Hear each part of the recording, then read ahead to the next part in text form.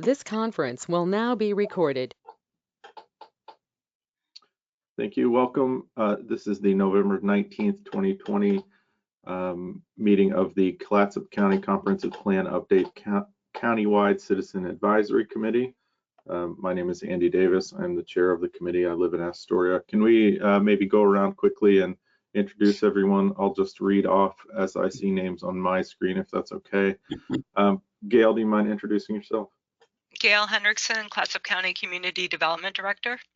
Thank you. Patrick? Pat Porker, and I live in Astoria, and I'm a member of the Countywide Citizen Advisory Committee. Thank you. Jim Allegria?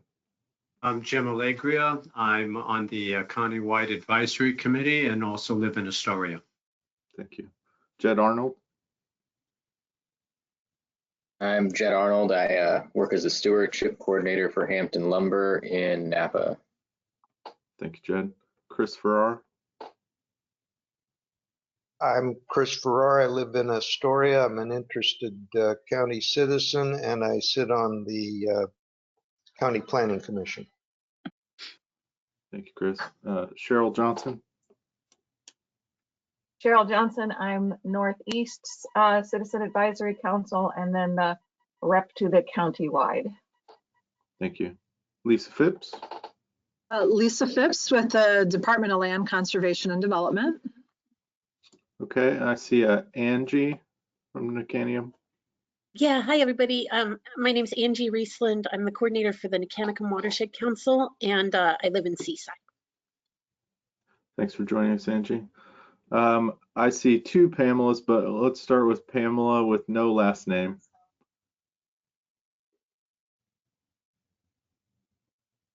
Is that Pamela Matson McDonald, perhaps?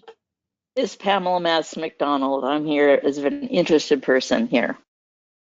Thank you, Pamela. And then Commissioner Webb. My name is Pamela Webb. I'm the commissioner for District 3 on the county board. All right, thank you for joining us, Commissioner. So we've got a packet for today.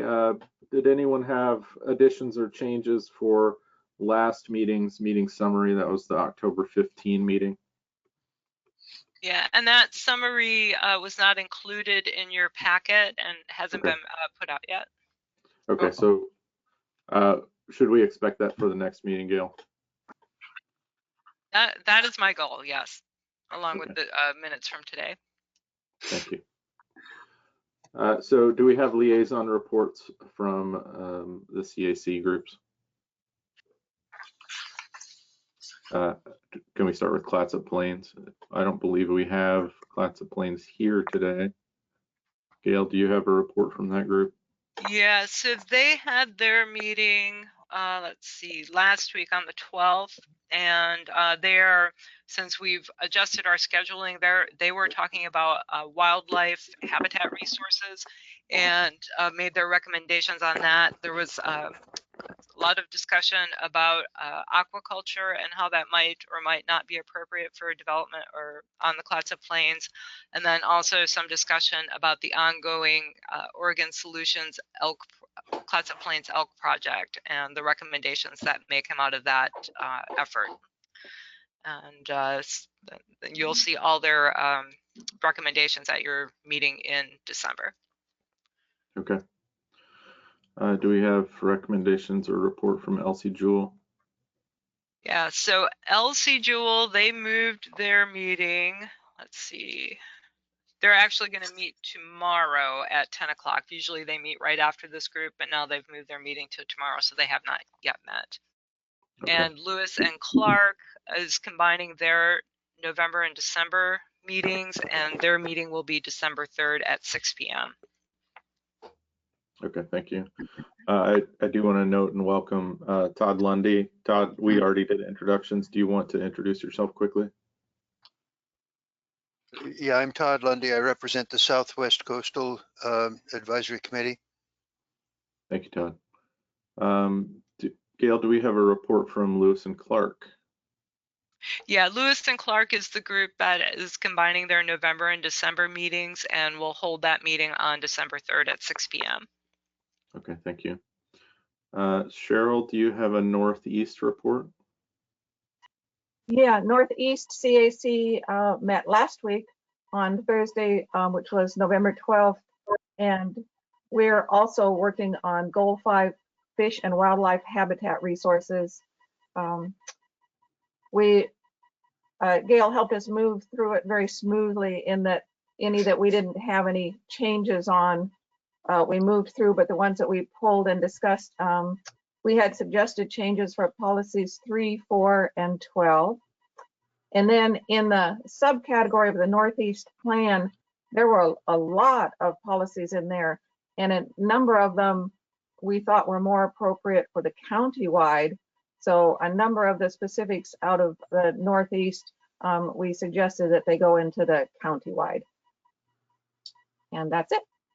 Okay, thank you, Cheryl. Or those suggestions that came out of the Northeast area, are they included in the packet? I don't know that I specifically noted that. We're a month ahead of the countywide, so you'll see it next month. Okay, thank you. Thank you for clarifying there. Okay, I note Susanna Gladwin, you've joined us. Thank you for coming. If you care to introduce yourself, we did introductions, but you could say a brief introduction if you'd like.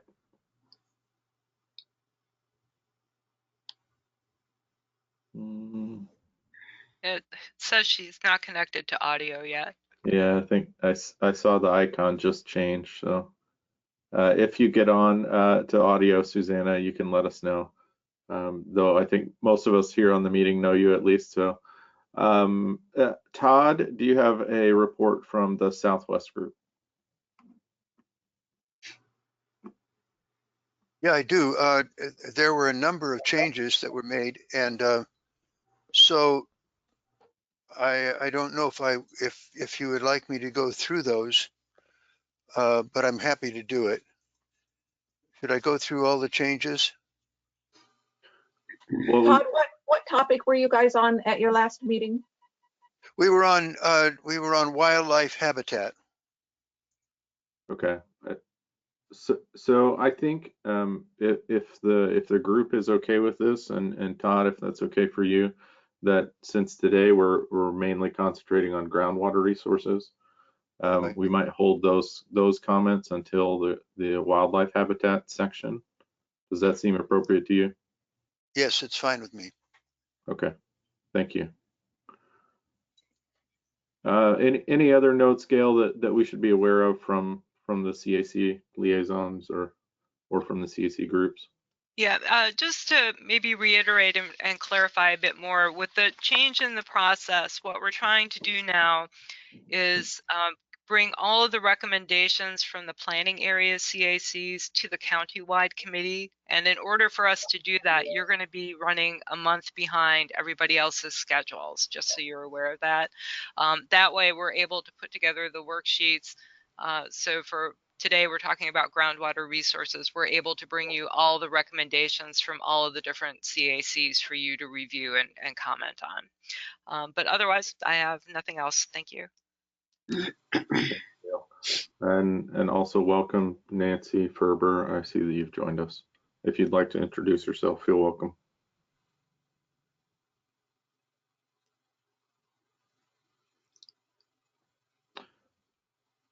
If not, that's okay. We can move to public comment and input. Gail, I know that you got a couple of public comments before the meeting that you already shared with us. Was it your intent to read those off, or I know at least one of those folks is on the call as well? Right. If Pamela Matson McDonald wanted to deliver her comments, and then I'll go through Carolyn Eady's. Okay. And then Cheryl, I saw your hand up there.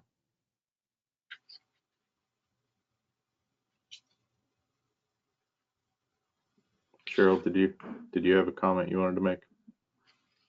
Oh, did you want me to go now? Yeah, if it's relevant to the public comment section, sure.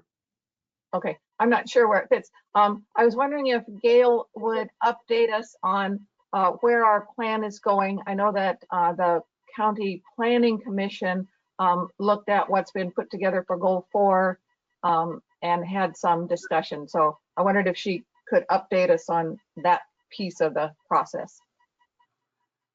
Yes, so staff, in order to keep things moving forward and progressing, brought the initial first drafts of the various goals. We've done goals 1, 3, and 4 so far with the Planning Commission, just to get their initial feedback. These are not the final drafts, and in fact, just this week I've received additional comments on Goal 4 from County Council that will get posted to the website later this week.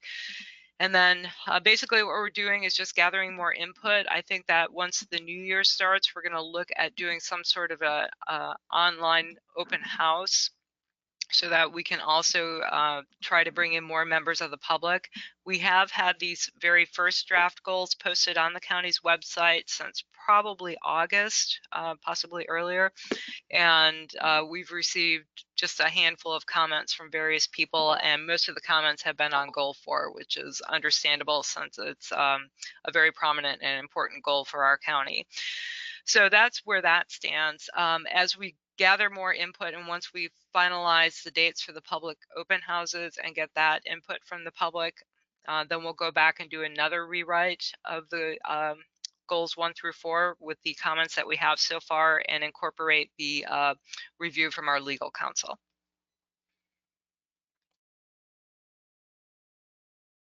Thank you, Gail. Okay, so at this time, we have a segment for public comment and input. We're a little ahead of schedule, so I think we can maybe extend public comment times to at least 3 minutes each. But I understand, Pamela Matson-McDonald, I did see your submitted comment, but that you want to speak for yourself here.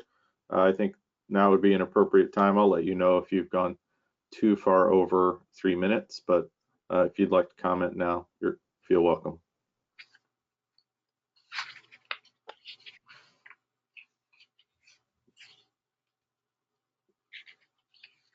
And Pamela, if you are speaking, it still appears that you're muted for us. There you go. Oh, thanks. Just a second. I'm bringing my document up. Okay.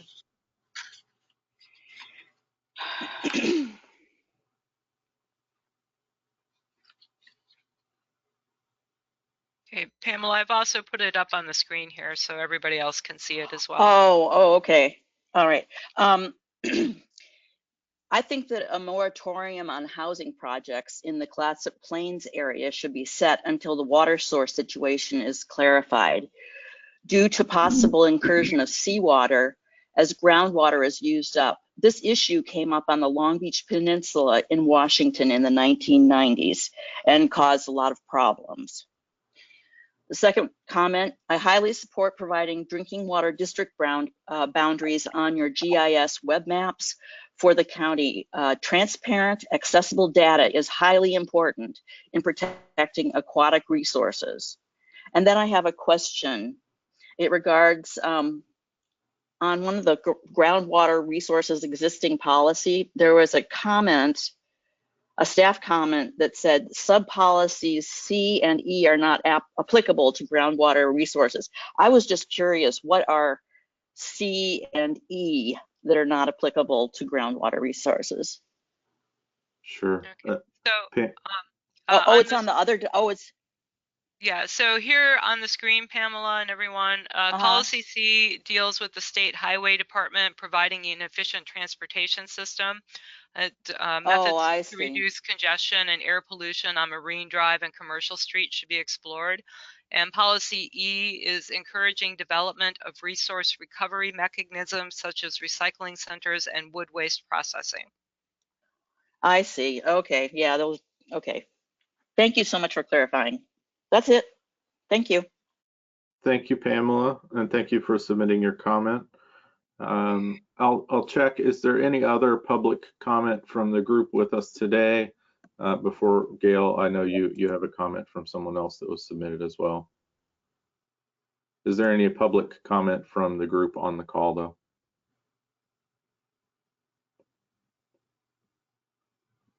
Okay, I'm not seeing or hearing any action on that front. So Gail, if you'd like to share Carolyn's comment, please do so. Okay, yes, these are from Carolyn Edie. And she writes. Commissioner Webb, did you wish to make a comment? Sorry, no. Gail. Okay. No. Table 1, Water Resources Policy Goal 5. Under Policy 3, the note under the staff recommendation is correct, but I would add that the Oregon Department of Forestry can recommend changes to policies and rules, but the Oregon Board of Forestry has the sole authority to approve new or modified statutes or rules for all forest land in Oregon, except federal forest land. This might be a more direct way to get action on recommended changes. On Water Resources Policy Goal 6, Policy Number 1, given the importance of these issues, does this committee have any more authority than just to encourage? For example, could it recommend or educate? Under the Groundwater Resources Policies and District Agreements, Policy Goal Number 14, I do not know how one determines the carrying capacity of the air. And then on Table 2, which is the new policy worksheet, she suggests that the committee recommend to the Clatsop County Board of Commissioners that it develop a county-wide approach to dealing with the many inevitable impacts of climate change.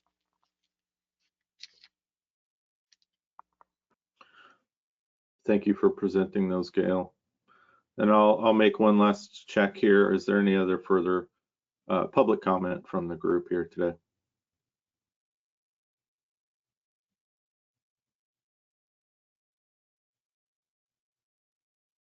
If not, then I think we can move into the review of Goal 5, Groundwater Resources. Welcome, Carol. See you just joined us. This seems like a fairly straightforward work plan for us today, Gail. We have the worksheet to review of the existing policies with CAC liaison group recommendations and staff recommendations, and then we have the new policies to review as well. Is there any special instructions you'd like to give us today? No, I think you're correct that it should be very straightforward. We've included all the recommendations from the different committees on the existing worksheet, and you can either support, so most of them are, you'll see a lot where they're across the board support recommendation, staff recommendations. Some of them have added some additional comments and recommendations from their groups. Those will require a little more discussion. What you may want to do is just make a one motion to approve all of those at once where it's across the board recommendation of support, unless there would be a reason somebody would want to pull it, and that might save a little bit of time for the committee. Okay. I think that's a valid recommendation. I think I'll note that that appears to me to be under Goal 6, the majority of those things that are straight across the board. So Goal 6, Policy 2, Policy, maybe the things that are recommended from the Southwest group as far as tabling, would you consider those as straight approval, or should we just go through and discuss those, do you think?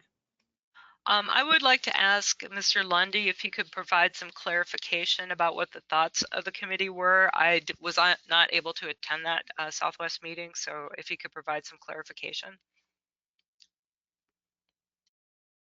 I can, but remind me again of what it is you're pointing out. I'm not with you on this table. Sure, Todd. So for example, under Water Resources Policies, which is Goal 6, Policy 3, which is the cumulative effect of development on the county's environment should be monitored, etc. It says the recommendation from the Southwest group was to table for future discussion with Goals 6 and/or 9. I think that the issue there was that we have with 9 and 6, since we're talking about inland water resources as well as coastal, or I don't know what the right terms are, water resources, we wanted to talk about both at once because it was not clear in our area which of the two we're really dealing with. I think that was what the issue was there. Okay, Gail, is there a way for you to provide any clarity on that as far as process?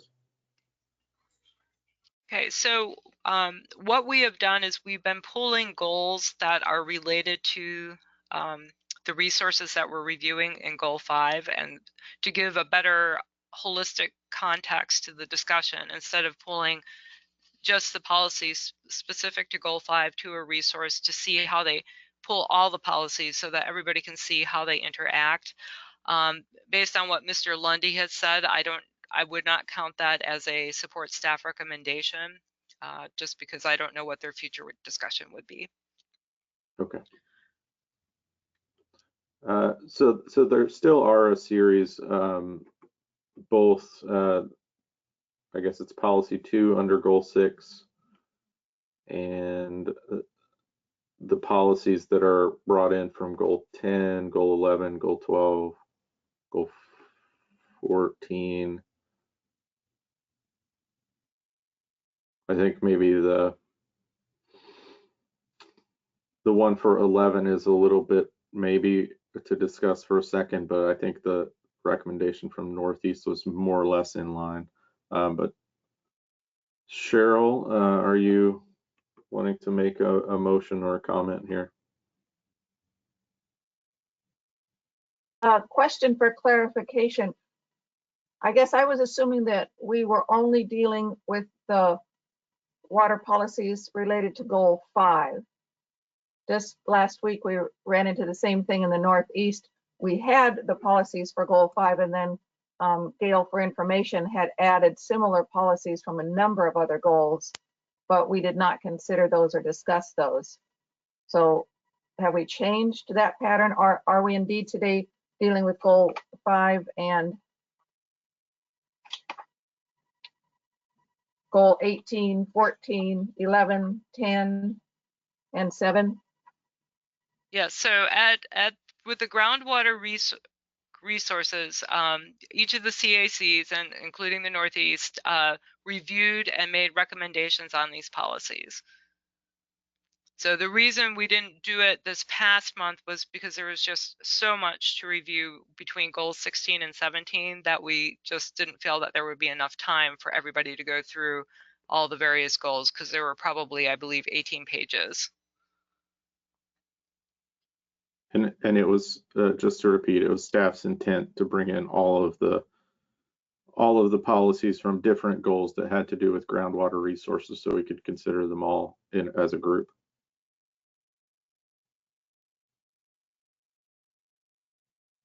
Correct. Okay. So just with that as front material, if anyone wanted to make a motion to consider those things as a group, we could certainly do that. We can also make that motion when we get to the first one of them that just has straight support staff recommendations across the board. Either way, we can certainly start with Goal 5, Policy 1, if you'd like, though. Can I comment? Can you hear me? I can hear you, Susanna. Sure. I'm sorry to jump in now. I could not figure out how to access audio during public comment. Okay. Can I ask, so we do have another public comment segment following the group discussion of these policies. Is it possible to hold public comment until then, or is it something we should know ahead of time? Well, just before voting on staff recommendations, I think you're calling it. I'm not sure what I'm looking at. Sure. Just before vote, could I comment? Sure. What I might recommend is if you have a specific public comment specific to one of the policies that we're considering, that it might be appropriate to bring it up at that time. If it's okay, we can dive into discussion, and then if there's something that comes up on a particular issue, you could let us know. Does that work for you? Okay. Thank you. So Policy 1, the county will cooperate and coordinate with state and federal agencies in assuring the maximum beneficial use of all water areas in the county. Staff recommendation appears to be to retain this policy, and I take it that that is an informational note, the list from DEQ. Is that correct, Gail? That's correct, but you'll notice that the Clatsop Plains and the Northeast groups recommended incorporating that DEQ definition into the comp plan and amending it in some way. Okay. Cheryl, since you represent one of those groups, do you feel comfortable speaking to this? Sure. So what we wanted to do was, again, to sort of give some big picture overview language. So almost more in the role of a goal, but at least to include in this policy one. So I'm reading now from our column. Add the following sentence to the beginning of the policy. Wetlands provide habitat for nursery salmonids, flood control, and they absorb and hold carbon. So we're recommending to add that. And then the other group was great. They were more clear about that. They're asking us to retain the policy and include the DEQ definition as amended. That was also our intent, to include that DEQ definition, and then to add critical habitat for salmonids as an additional beneficial use in the DEQ definition. Okay, thank you. Is there discussion of these recommendations from Clatsop Plains or Northeast?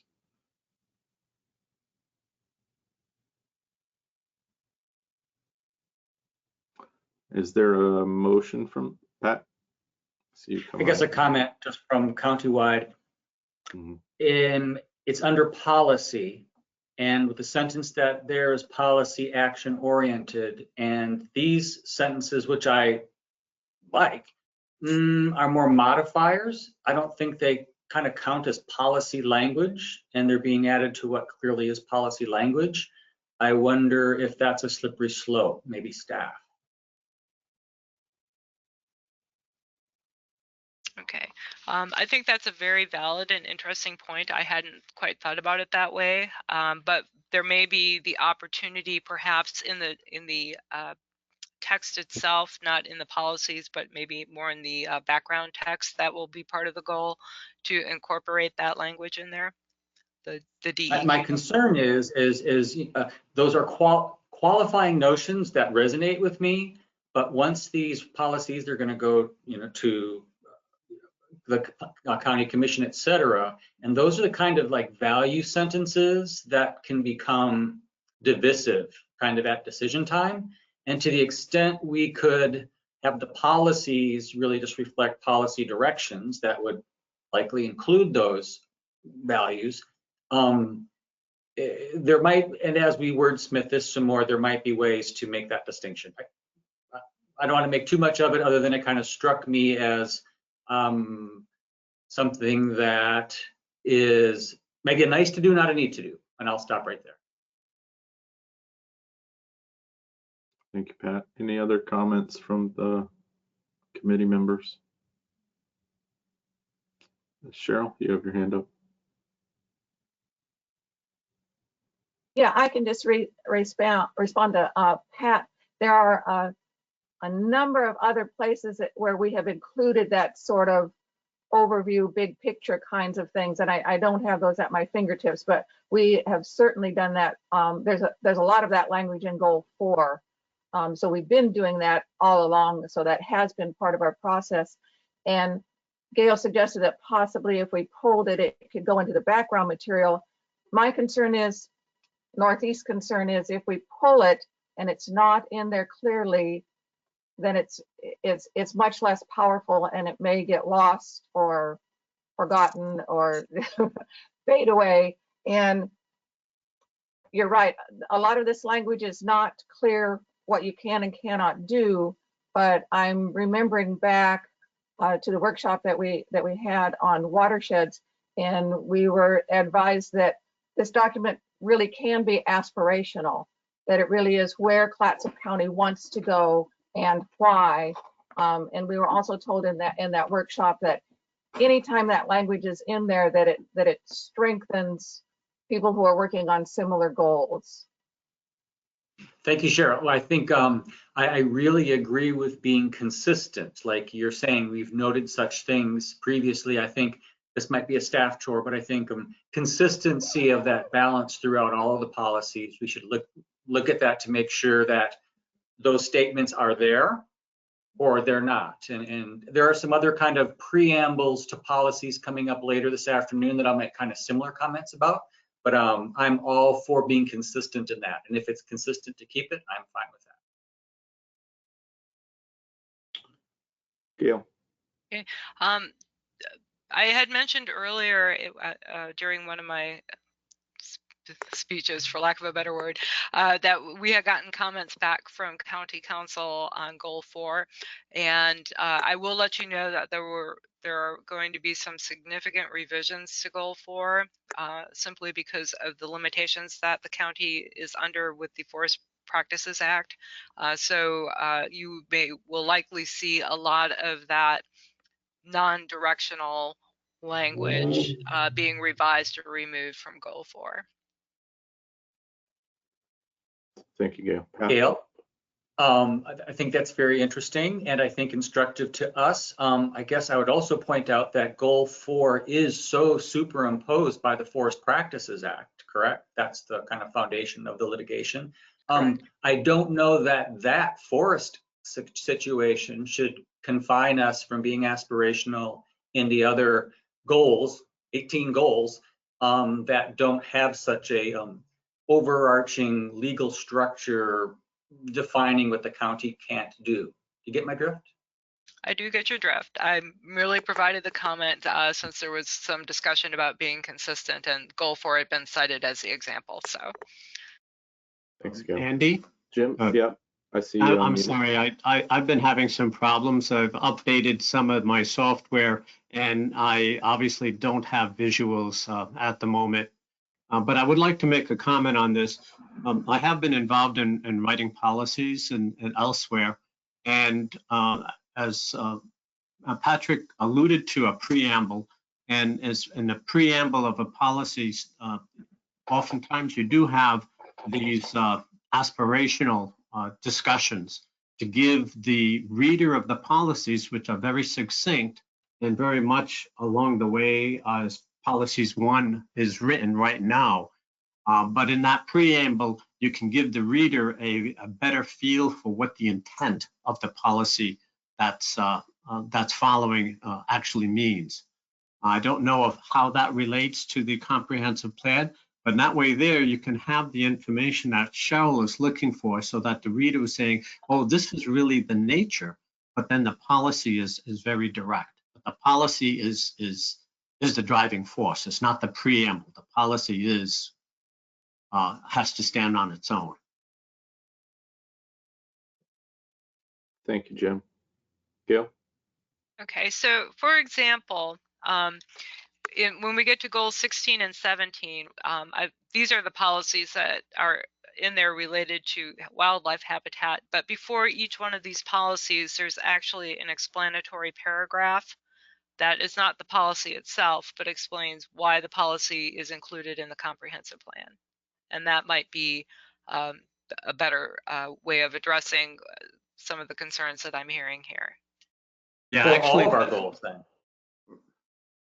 Yeah, that's something to think about in terms of when you go through, when staff goes through, is to arrange it such that, so that way there you don't lose the notion of why the policy is in there, but yet on the other hand, you have the policy that's very succinct, and that's really what the county commission is voting on. Thanks, Jim. So I might have a couple of questions. One being, Gail, is it possible for you to, or if anyone else cares to speak to the Clatsop Plains suggestion of adding non-use as a beneficial use for the sake of this policy? Yeah, so I can address that.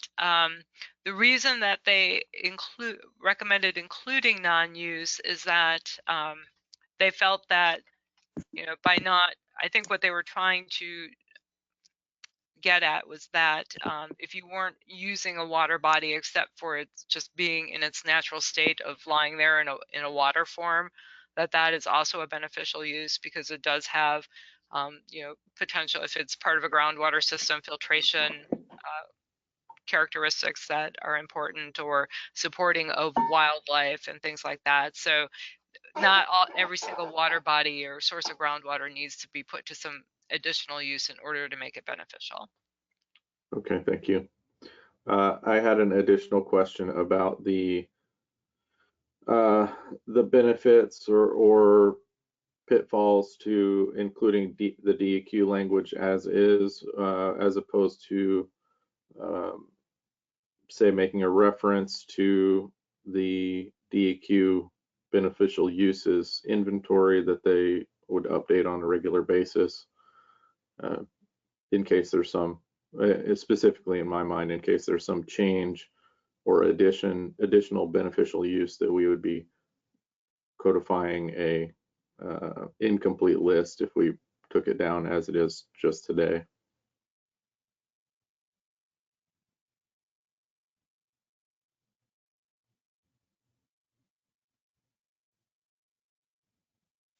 Can I make a comment when we have a moment?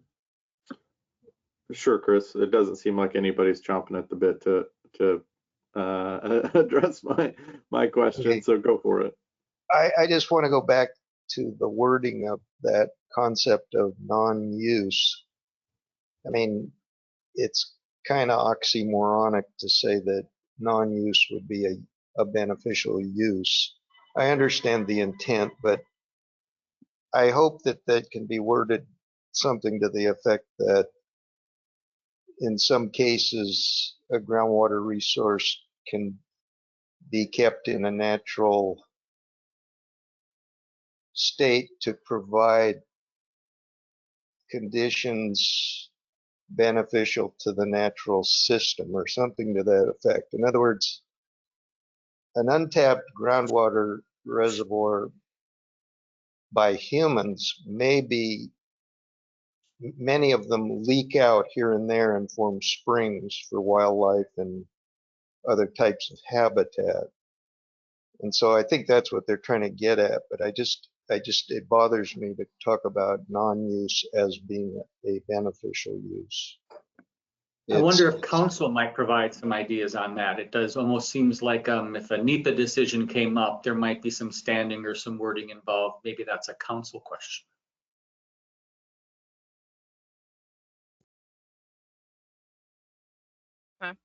We can certainly put it to county council. Staff has not recommended including the definition. We provided it merely for information because we knew that any group reading maximum beneficial use, the first question would be, what is maximum beneficial use? So that's the only reason that staff even put that information in any type of document. We did not recommend adopting it. Okay, thank you for the clarification, Gail. Do we have a motion, or do we want to go forward without any further motions on this policy? Can I comment? Sure. It'll be short. Okay.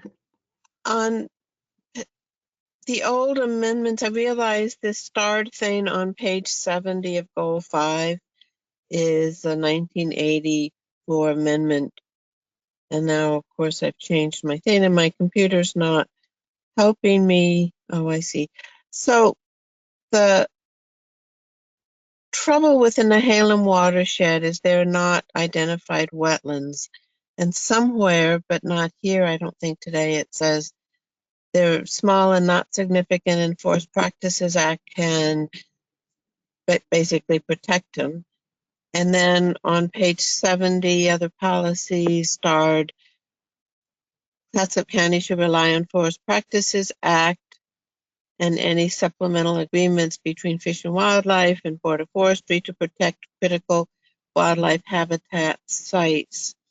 And because I think many of us understand the Forest Practices Act is really good at notifying what landowners are going to do, but it doesn't have many restrictions other than some setbacks on fish-bearing streams, and I'm just not quite sure of all the unidentified wetlands of which the Nehalem drainage has lots.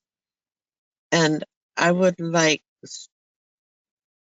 and you might have it in there, statements about that the Forest Practices Act as it's written. I don't think, myself personally, that it protects wetlands sufficiently. That's my comment. Okay, thank you, Susanna. I saw hands. I saw Cheryl first and then Pat. I'm ready to make a motion and to help us move forward. I move that we accept policy 1 and incorporate the edits suggested by Clatsop Plains and by the Northeast CACs.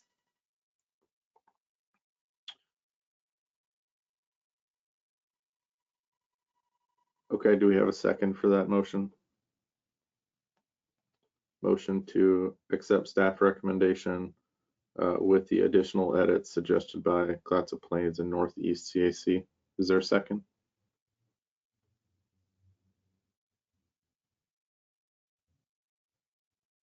That's interesting. I'll second Cheryl's motion.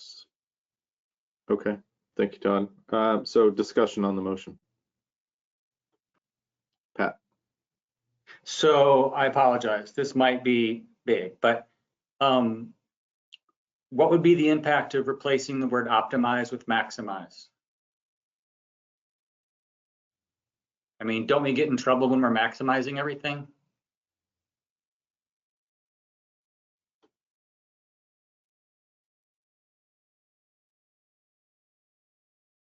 Any other discussion on the motion?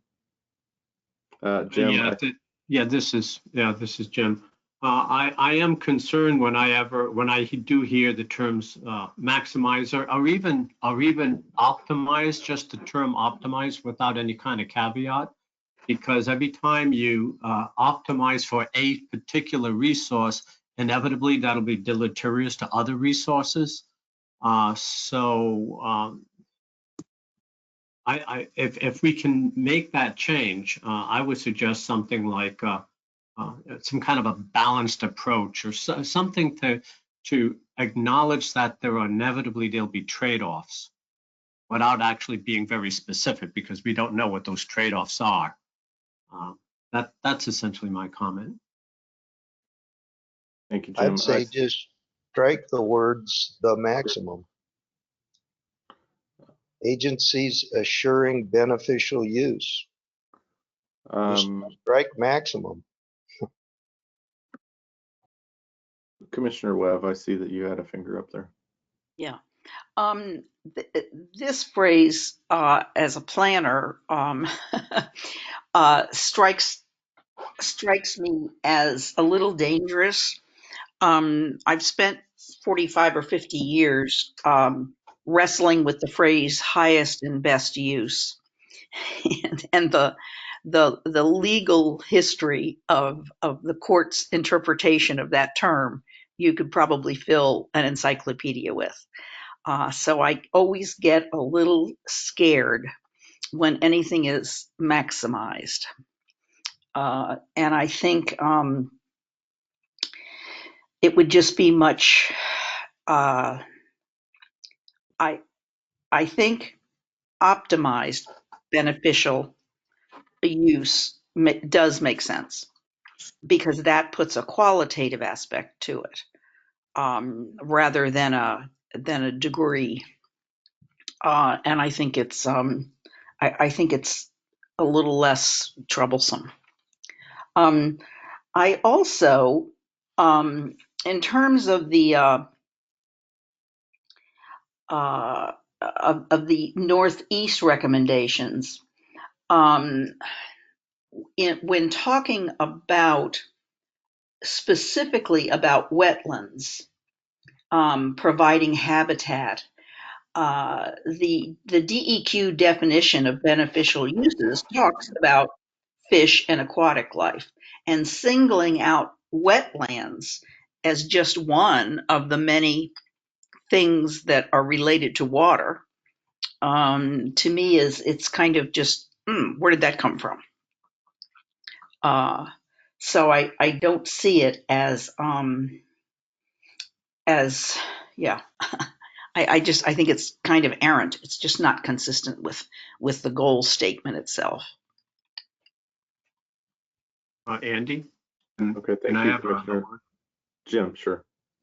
Yeah, I think this gets back to the discussion we just had, but we didn't conclude it in terms of our approach to policy, whether we should have essentially, for lack of a better term, a preamble to the policy, and where you can use examples such as what's in the NECAC's proposal. It's not part of the policy, but it gives a flavor of what it's meant. But the policy itself would be something straightforward, and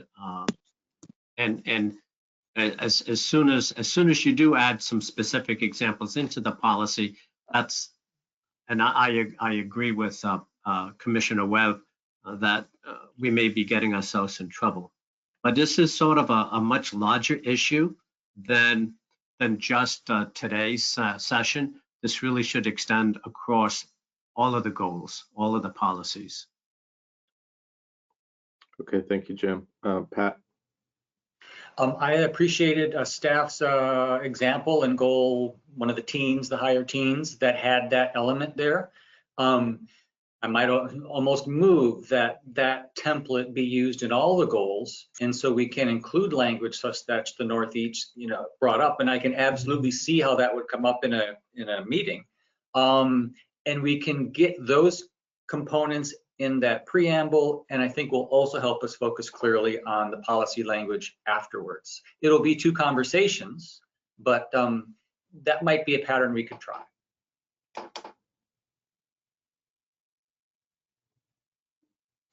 Cheryl?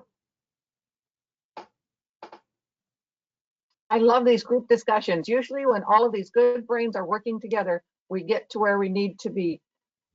I agree with Pat, and I would like for someone to do the wording that we begin to make preambles or do that pattern. So whatever nice wording will get us there. I'm fully in support of that. I also agree, and on second, looking at the recommendations from Northeast, wetlands is, I agree with Pam or whoever said that, wetlands is not appropriate there. Where we start out is the county will cooperate and coordinate state and federal agencies in ensuring use of water areas. So water areas is what should be there. I agree, wetlands is inappropriate. So at this point, Andy, help me with process. I am willing to withdraw my motion if that's appropriate at this point, or we go ahead and vote my motion down, go back and do a motion to add those preambles, and then a motion to clean up the language in this and pass it.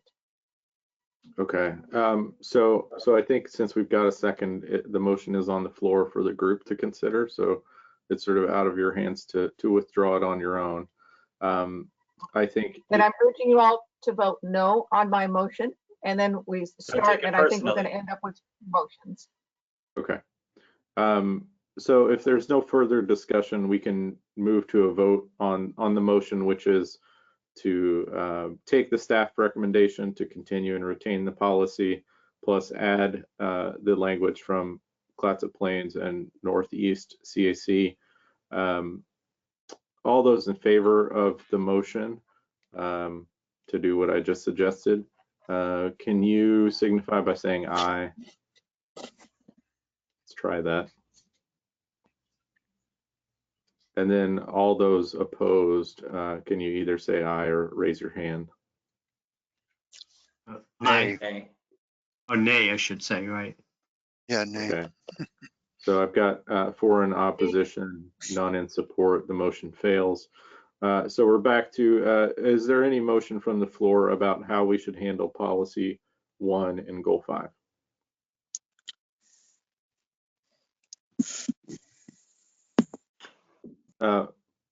Pat, I'm going to force you here a little bit. Sure. You suggested one way forward in your discussion. Do you mind putting that in the form of a motion? Sure. I guess I'd like to, can I clarify with staff first? I mean, I don't recall when that example was. Gail, is that something that's doable and even appropriate for us to do that kind of thing throughout?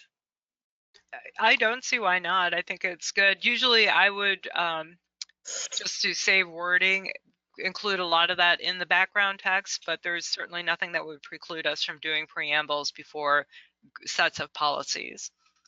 And what is it? Is it termed a preamble, which is on goal 16, or what is the term you like to use, the convention? I call it an introductory paragraph or a finding. It's probably more appropriately a finding, in that you're explaining your intent, why you're going to have these policies in your plan. Then I would move that this committee recommend staff provide introductory findings prior to the policies in the template of this document.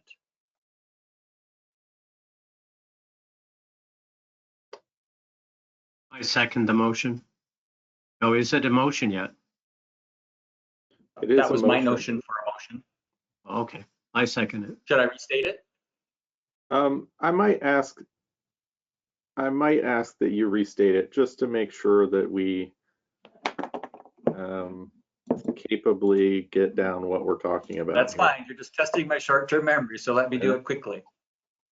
Okay, I move that this committee request that staff create a template that includes an introductory introductory finding prior to the policies articulated afterwards.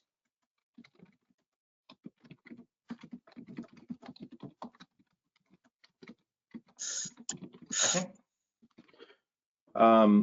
I tried to type as quickly as I could in chat here. Chat.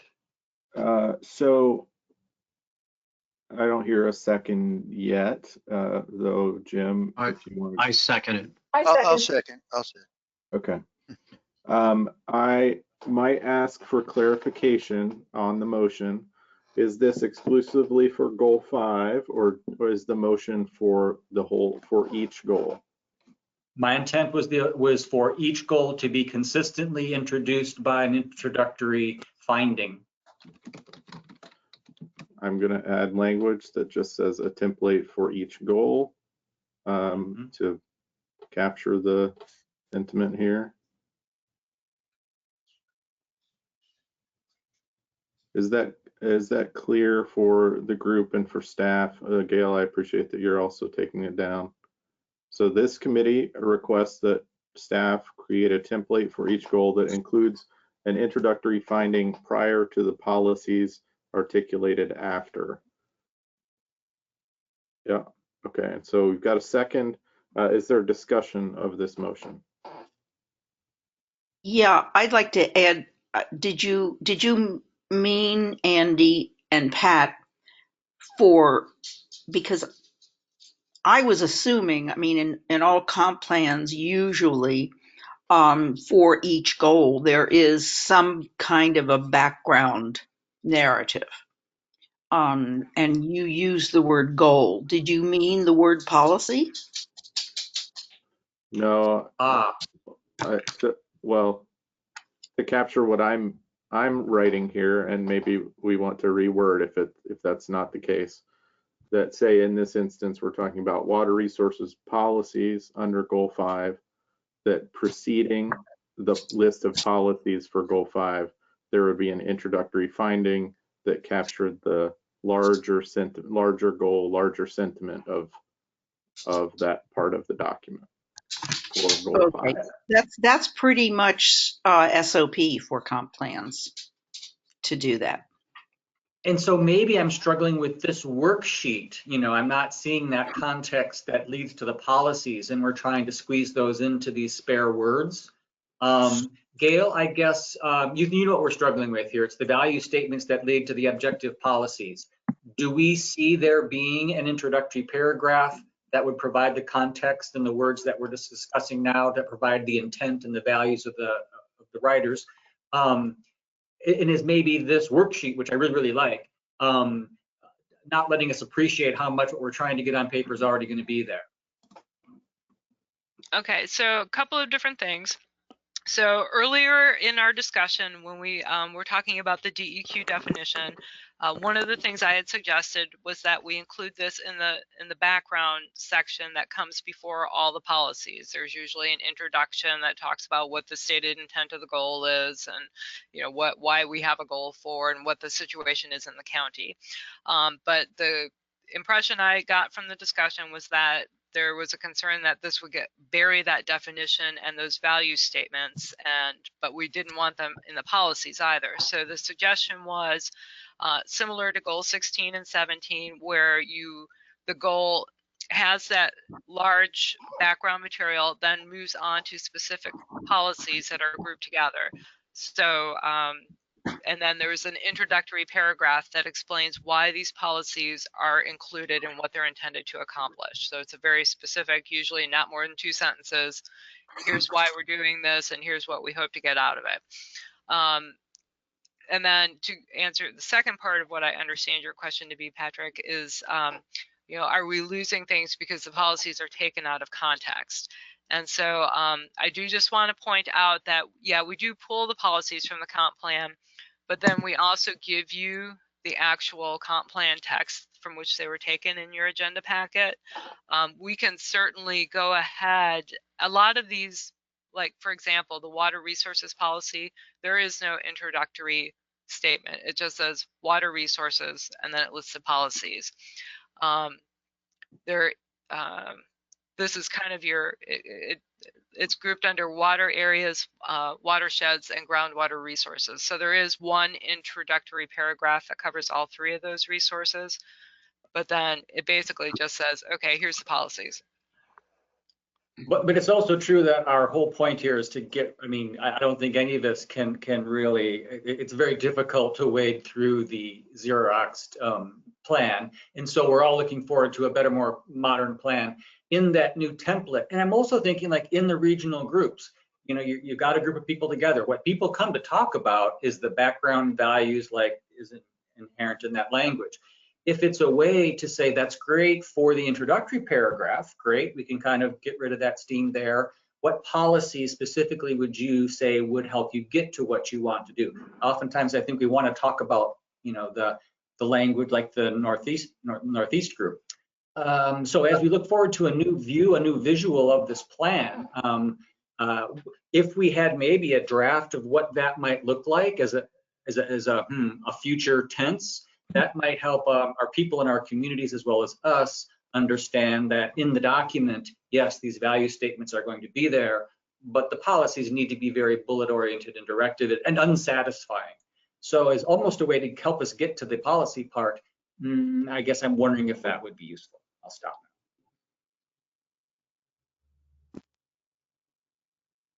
now. I just want to ask a question for clarification.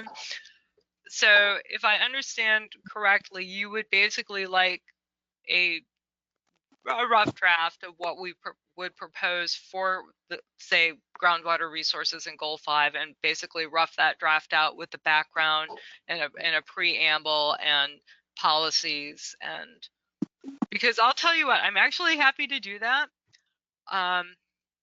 Again, it's taking us down that path of, I feel like staff is starting to lead this process, and I have a lot of concerns about that, but if it helps people focus their thoughts better to react to a brand new draft instead of having to rehash why we got to where we're at, I'm really actually very happy to do that. Or what about goal 1? Just to kind of, refine goal 1 enough in sort of the future format that we're likely to at least use, and use that is like, okay, for goal 1 that we're not talking about anymore, we have this introductory piece, then we have the policy piece. Today we're talking about goal 5. We'll get some introductory words from you for sure. What are those? And then what are some policy things you can do? It's if that would, that might be helpful. I don't want staff to do more than is absolutely necessary. We do always seem to be stuck with the value words and the policy words. And so to find a very consistent way to separate those out so people are satisfied that the value words are in there and the policy words are in there, I think that would be more satisfying. I'm starting to believe they're in there because I'm familiar enough with it, but especially in the groups that don't steep, you know, the citizens that don't steep themselves, it can be more difficult. I think, yeah. Andy? Yes, Jim. Well, this is a slightly different tweak on what Patrick is saying. Instead of doing it before the meetings, my suggestion is that the staff can take all of the notes from all of the area meetings and this meeting, and then they can consolidate that into succinct findings for the semi-draft, the semi-final version of it. Because you need to let them have an opportunity to listen to all of the input, including conversations on like, say, today's meeting, and then they'd be able to fashion something and then come back to us. Thank you, Jim. Todd, did you have comment too? I see you're unmuted. Oh, no, sorry. Oh, no problem. Okay, so we've had a fair bit of discussion. Cheryl, I see you just came unmuted as well. Did you have comment? Yeah, I just wanted to briefly say I appreciate Patrick's attempt to figure out a way that we can look at this intelligently and together, but I would be most reluctant to have us move backward in any way, shape, or form. We have difficulty staying on task and getting our work done each and every month without extending it. So I would be reluctant to have us spend any time each month looking at anything from the past. And I also just wanted to throw out this concept of doing the aspirational language, the overview language. We have been stumbling through as we've gone along. And for instance, when we first started this whole goal 5, I remember one of the things that I talked about is that, oh my goodness, there's 33 policies on rocks, and there are almost no goals, you know. And so we have been writing those in as we go. And my group, the Northeast, makes fun of me. They assume that I've come with a goal, with a big picture overview. So we have been slotting those in.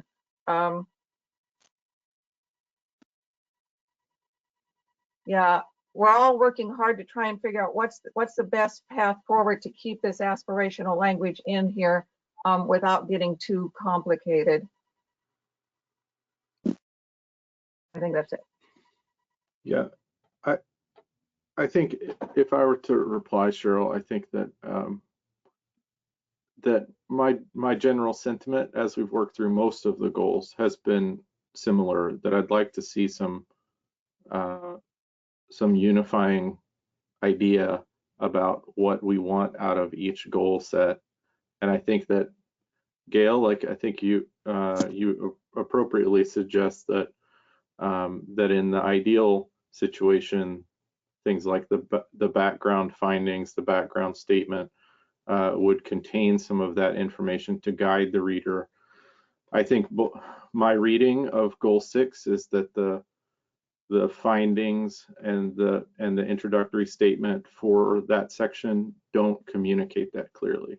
They don't, to me, they don't communicate what the actual goal is. They just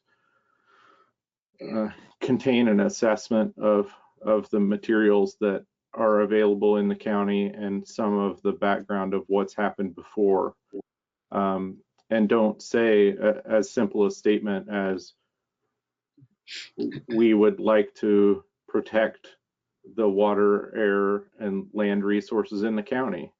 You know, which I don't think should, we take that as implied, but I'd like to see it explicit. And I also, I think just as a thought about these documents, you know, the existing document is quite long and cumbersome, especially the fact that it's this photocopied PDF thing.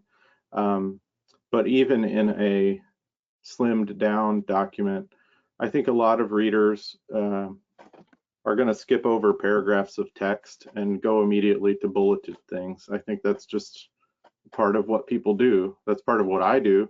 You know, maybe for the work for this committee, I might go and actually read through the whole section, but I recognize that is not my habit. And so if I had an offsetting goal statement before the policies that told me why these policies are here, it would help me as a reader, and I would assume help others. So that's when Pat made this motion. That's what I hoped that this was actually codifying for, since this does come up over and over. I was hoping that this would codify us saying, hey, and Robert, thank you for joining us. I put the motion that is on the floor, Patrick made, I put it in chat, was that we're creating this template that would have goal language in each one of the goals to precede the policies. That's how I'm reading it. That's what I would like. Yeah. Is there other discussion from the floor, or should we put this one to a vote? Jim? I have one question, Andy. I'm reading your chat, and you know, I do like in principle what has been discussed. My only question is, are we expecting staff to do this before this meeting or after this meeting, taking into account the discussions during like during the meeting itself? What were you thinking? Pat, it's your motion. Maybe you could speak to that. Yeah, so yeah, I was envisioning that, you know, like today, we would have sort of a blank introductory finding, and then we would have policy 1. And then we got to the Northeast, you know, comments about the value of flood control and holding carbon, and we're like, oh, that really should be a snippet up in the introductory finding. You know, let's put some words and phrases up there, and you know, the introductory finding will be wordsmithed probably throughout in terms of its alignment with what the policy is. It'll also help us toggle up to the value words when we're struggling with specifics for policy. So it would be both. It would be blank as we get it, and in meetings like this, we would populate it at least with phrases and things that might need a little wordsmithing, but it would be more general aspirational language anyway. That would be my notion. So it would not be, it would just be an included template, and just like any of these other policies, it'd be policy 0 basically in the in the worksheet. Okay, thank you, Patrick.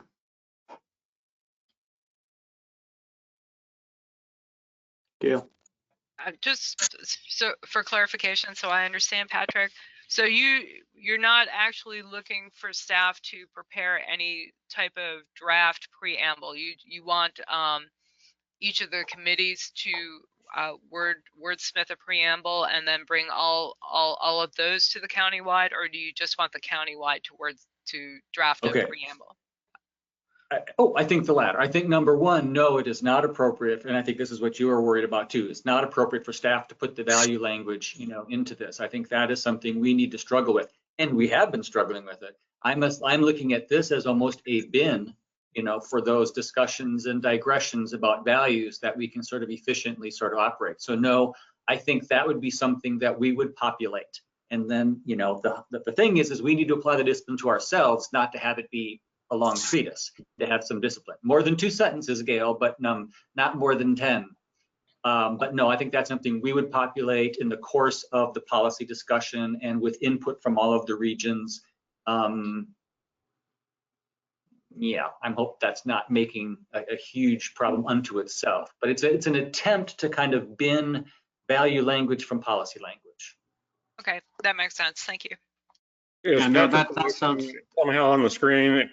I didn't see it in chat. Is it up there somewhere? It's the essence of it is also included in the purple comment to the right. Okay. Gail was trying to take it down as well, so her language may be slightly different, but okay. Any further comment? Yeah, the only thing I have would be the expectation is that, we don't have to get this, we have to just provide these thoughts, and then and we could ask Gail and her staff to actually put it together in a more cohesive manner, but taking the concepts that everybody brings forward, because they would have to do some wordsmiths, because you don't want to have something written by a committee, because it never works well. Mm-hmm. Thank you, Jim. And I will note for the group, there are a couple of comments in chat from Lisa and Nancy about this conversation, and maybe some suggestions as well.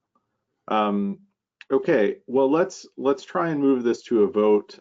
We've got a sort of interesting combination of people I can and can't see, so I might go quickly by asking for if there's unanimous consent to begin with. I'll read the motion again. So the motion is, this committee requests that staff create a template for each goal that includes an introductory finding prior to the policies articulated after.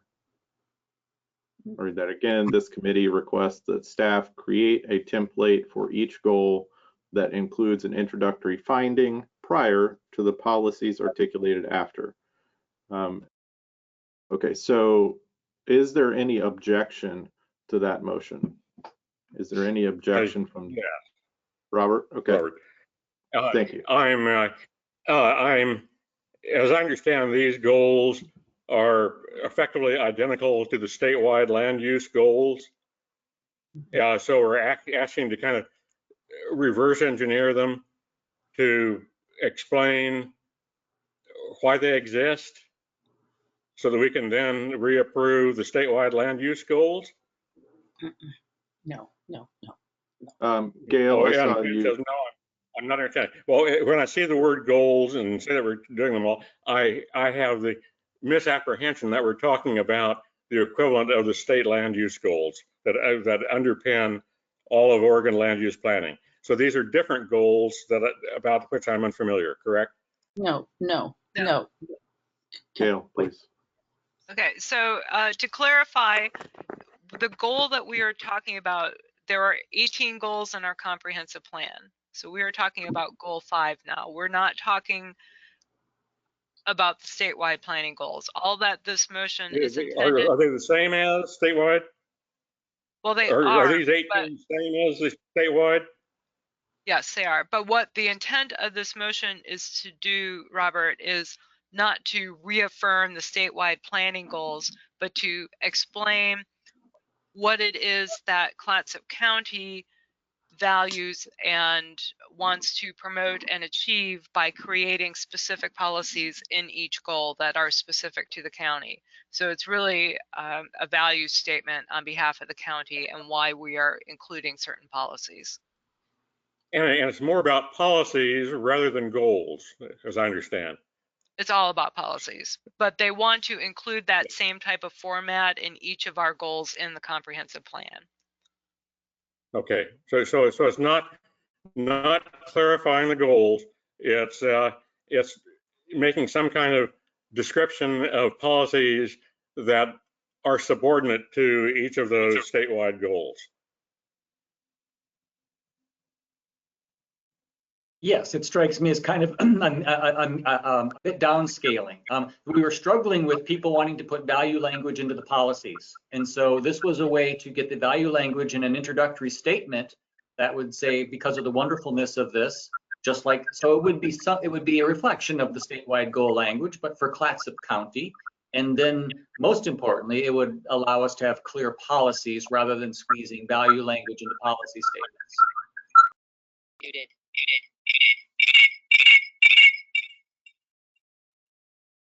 Pam, I've got you logged in twice. I think that's why we were getting feedback there. It strikes me as a duplicative layer of land use governance.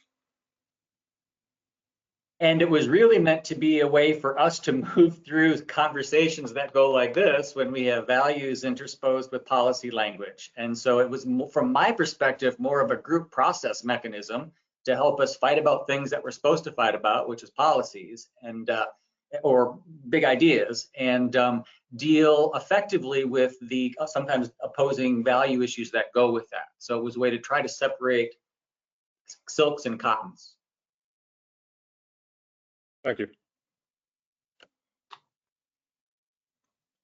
Okay, so we have had an objection, so I will need to move to an actual vote here. I'll just go through the members of the committee to see if I can get a clear vote from everyone. So the motion is this committee requests that staff create a template for each goal that includes an introductory finding prior to the policies articulated after. There's too many people on my screen now, so I don't see names, so I'll try to remember everyone here. Patrick, how do you vote? Yay. Jim Allegria, how do you vote? Yay. Todd Lundy, how do you vote? Yay. Robert Strickland, how do you vote? Nay. Cheryl Johnson, how do you vote? Enthusiastic yay. Okay, and have I missed any members of this committee? Voting members of the committee? Okay, I believe that was a 4-1 vote in favor, so the motion passes. I saw Okay. no nays. No, it was unanimous. Oh, I apologize. I thought Robert had voted in the negative. I did. I accept your apology. I did vote in the negative. Okay, so Yeah. I did report correctly. It was 4-1 then. Thank you, Robert, for clarifying that. And Gail, one final thing on this, it's stated very much like a template, but all I'm needing is one more field before policy 1 that would be populated with that statement of finding. Is that clear to you when we talk about template? But all I'm saying is, yeah, exactly. Put in that extra row above every group of policies, and not each individual policy, but sets of policies. That was my intent. Thank you. Okay. Gail, so before, whoa, we're getting a feedback somewhere. Andy, are you aware that you have 2 Commissioner Webbs there? I am, and I'm not sure how she is logged in twice, but yeah. Okay. Not only have I logged in,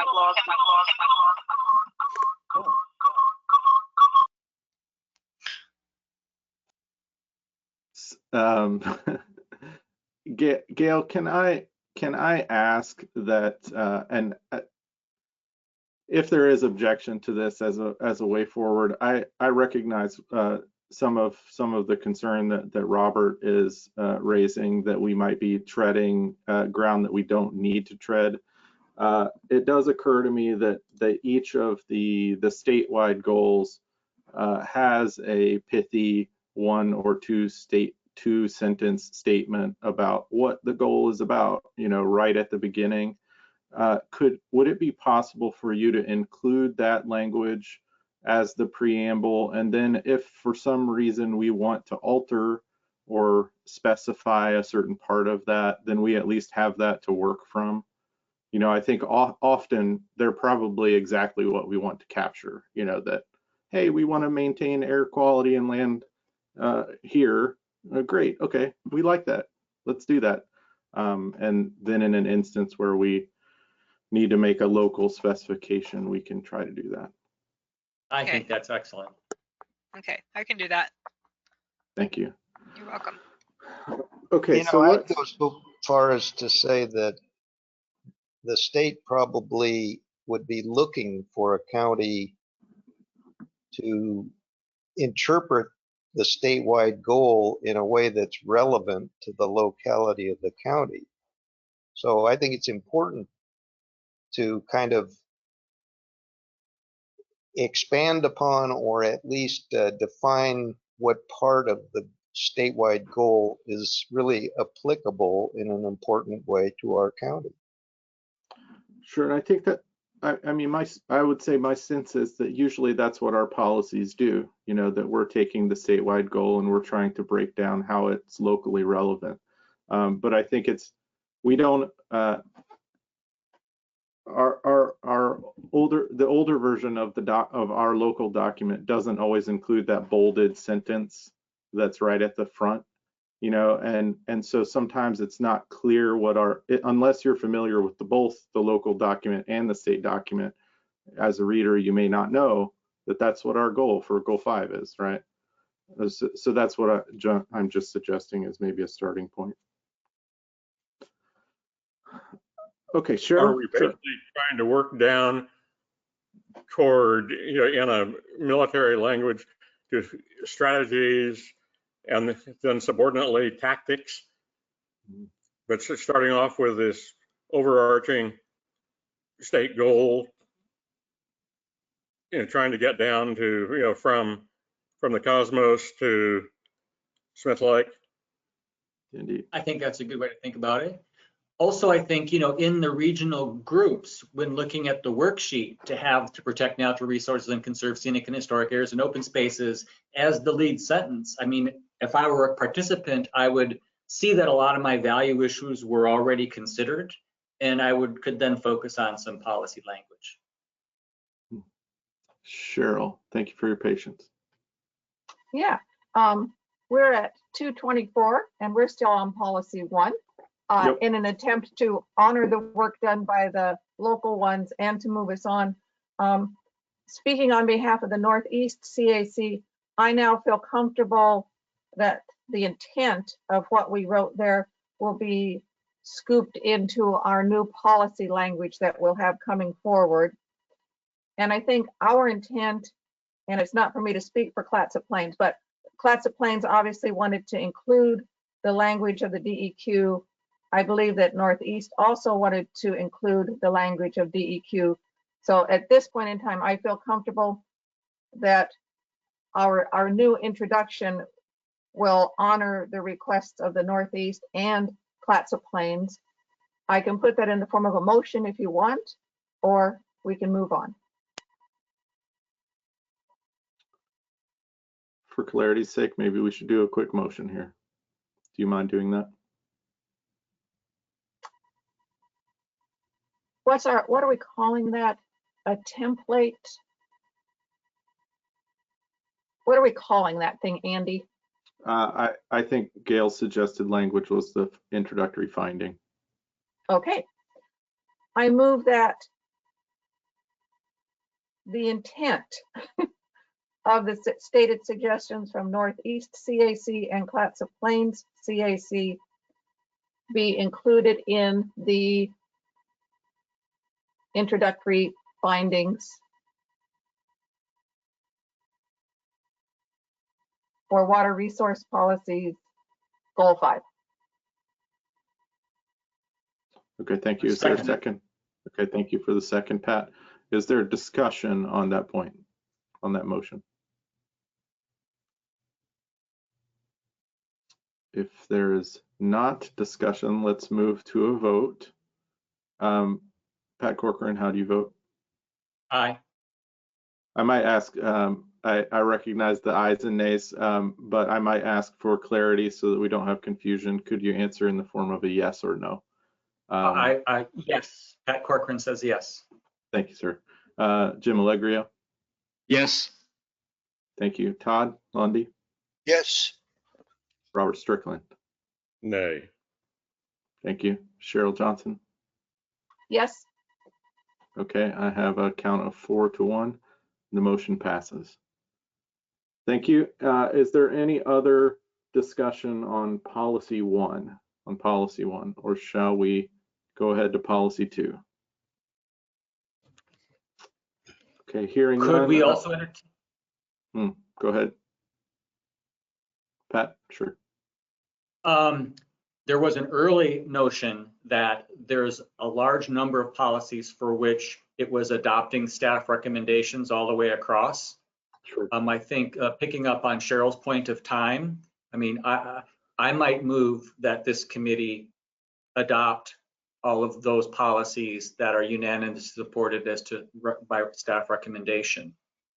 Okay, so I don't know if it's the proper time to do that or if everybody's comfortable with that, but it might be an idea.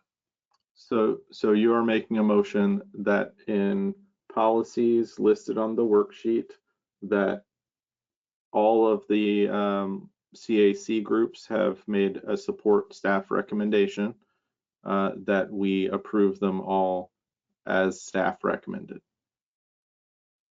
at this time. Is that a correct summation of your motion? Sure. Yes. Is there a second for that motion?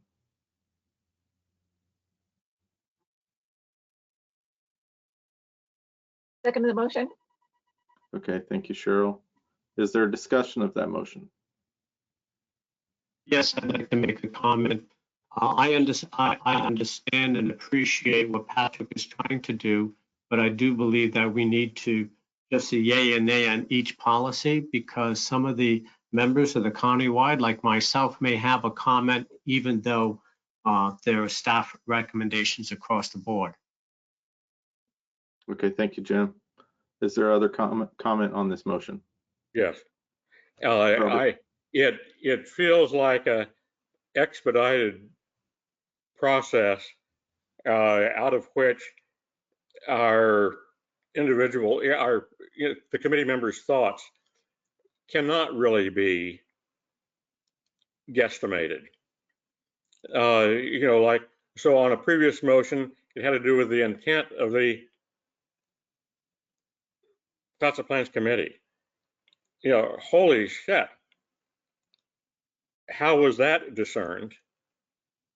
And it's kind of here, a bit of the same thing. We're whipping right along, and that sounds great, but I don't think it leaves much of a trail of the thought process underpinning the decisions. And just saying, oh, we agree with our teacher is lovely, but it doesn't leave much of a trail. I mean, I'd concur with that thinking if we hadn't gone over this material before. Okay, thank you all for discussion. Let's move to a vote. Patrick Corcoran, how do you vote? Yes. Jim Allegria, how do you vote? No. Todd Lundy, how do you vote? Nay. Okay, I think that was a no. Robert, how do you vote? That was no. Okay. Cheryl Johnson, how do you vote? A question that I didn't quite get slipped in there. Andy, would you go through and list which ones you believe we are in consensus on? Maybe vote. I'm assuming that we are only saying yes to the ones that say support staff straight across and have no written comments. Correct. That was the way I had stated the motion, was that all groups had put support staff recommendation. I vote yes. That would be water resources policy from goal 6, policy number 2. And then we move down to goal 10, policy 3. 14, Sorry, I'm yeah. making my own notes as we go. It will be goal 14, and that policy, there's one policy, but it did not have a number in the comp plan, so it's just called policy.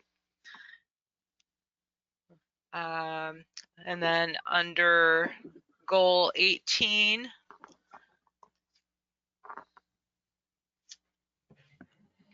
it's going to be recommended actions 1 and 2. Okay, thank you, Gail. You're welcome. So I have the vote recorded as 2 in favor and 3 opposed. So the motion fails. Actually, Cheryl hasn't voted yet. She had a clarifying question. She hasn't voted. She did vote while you clarified. Okay, thank you. Or I heard a vote, in case Cheryl. Yes, my vote was yes. Okay, so Let's move on to policy 2 under goal 5. I'll read the policy quickly. The county will coordinate its actions with water quality planning and implementation activities carried out by such state agencies as the Department of Environmental Quality and the Soil and Water Conservation Commission, the Department of Forestry, and the Department of Water Resources. Staff recommendation is to change the policy to read that the county will continue to coordinate. Staff recommended no other changes. I will note that Northeast CAC did have a recommended change. Cheryl, do you mind representing Northeast CAC in presenting that change? And I'll note Jan Mitchell, our vice chair, has joined us. Thank you, Jan, and welcome. Cheryl, do you want to go ahead? Yeah, so I think it's self-explanatory. There's a nice list of state agencies that the county is coordinating with. And then we are asking that they would include nonprofits such as CREST, who is a very valuable resource in the estuary, and other counties don't necessarily have that resource and may not have been aware of it, but we do. So we wanted to make use of it. Watershed associations and the Oregon Health Authority. So it'd just be a simple addition to the wording in policy 2. Okay, do you care to make a motion in that regard? I move that policy 2 under water policies goal 5 be accepted with the addition of additional language suggested by Northeast CAC. Okay, thank you. Is there a second for that? Second. Okay, thank you. Is there a discussion of the motion? So the motion is to approve the policy as recommended by staff with the additions from the Northeast CAC. So that would include CREST, Watershed Associations, and the Oregon Health Authority. Is there a discussion of that motion? Jim, I see you're off of mute. Yes, I have absolutely no problem with the 3 groups listed, but my concern would be, since this is going to be in effect for 10, 15, who knows, maybe even longer, can we word this so that it's more generic and not specific to organizations?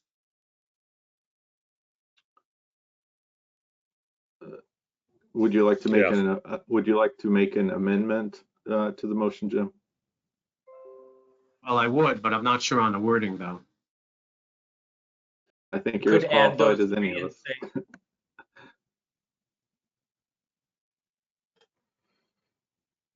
us. Does anyone want to suggest amendment wording here? Sure. We could add those and just end it with and other relevant local agencies, expertise, resources, just kind of open-ended. There's 2 examples of what currently exists and any other relevant local, I don't know, entities. Help me with maybe a word there. Is that what you're looking for? Yeah, that'd be fine. We just shouldn't hard code groups in there as such. Could be relevant local agencies such as CREST and can't read it right now. Right, such as I like that terminology because it doesn't restrict the groups, just those, but it could also be others, or if the existing ones that are named are not in existence in the future, then it also covers it if you use such as. And can I just suggest councils, because we're known as watershed councils. Okay. And is a council an agency? Is a council? No, a council is not an agency, I guess. It's a collection of. It's different. I understand. The watersheds are strange. a council is here we're talking about a watershed council, but that's a generic name in itself. There are, I don't know, 40 or 50 of them around the state, or maybe it's only in the 30s. But so that term's generic. CREST is the only one there that's picking out a particular nonprofit. But you might make mention, are you aiming at getting at bringing in nonprofits in addition to the state agencies mentioned? Because I think that would be an important, maybe to mention the fact that you're looking for some groups that aren't strictly an arm of the state. They may be funded by the state, but they're handled a little differently. Does having a public purpose add anything? And I don't have a real feel for that, but as far as trying to identify a range of entities.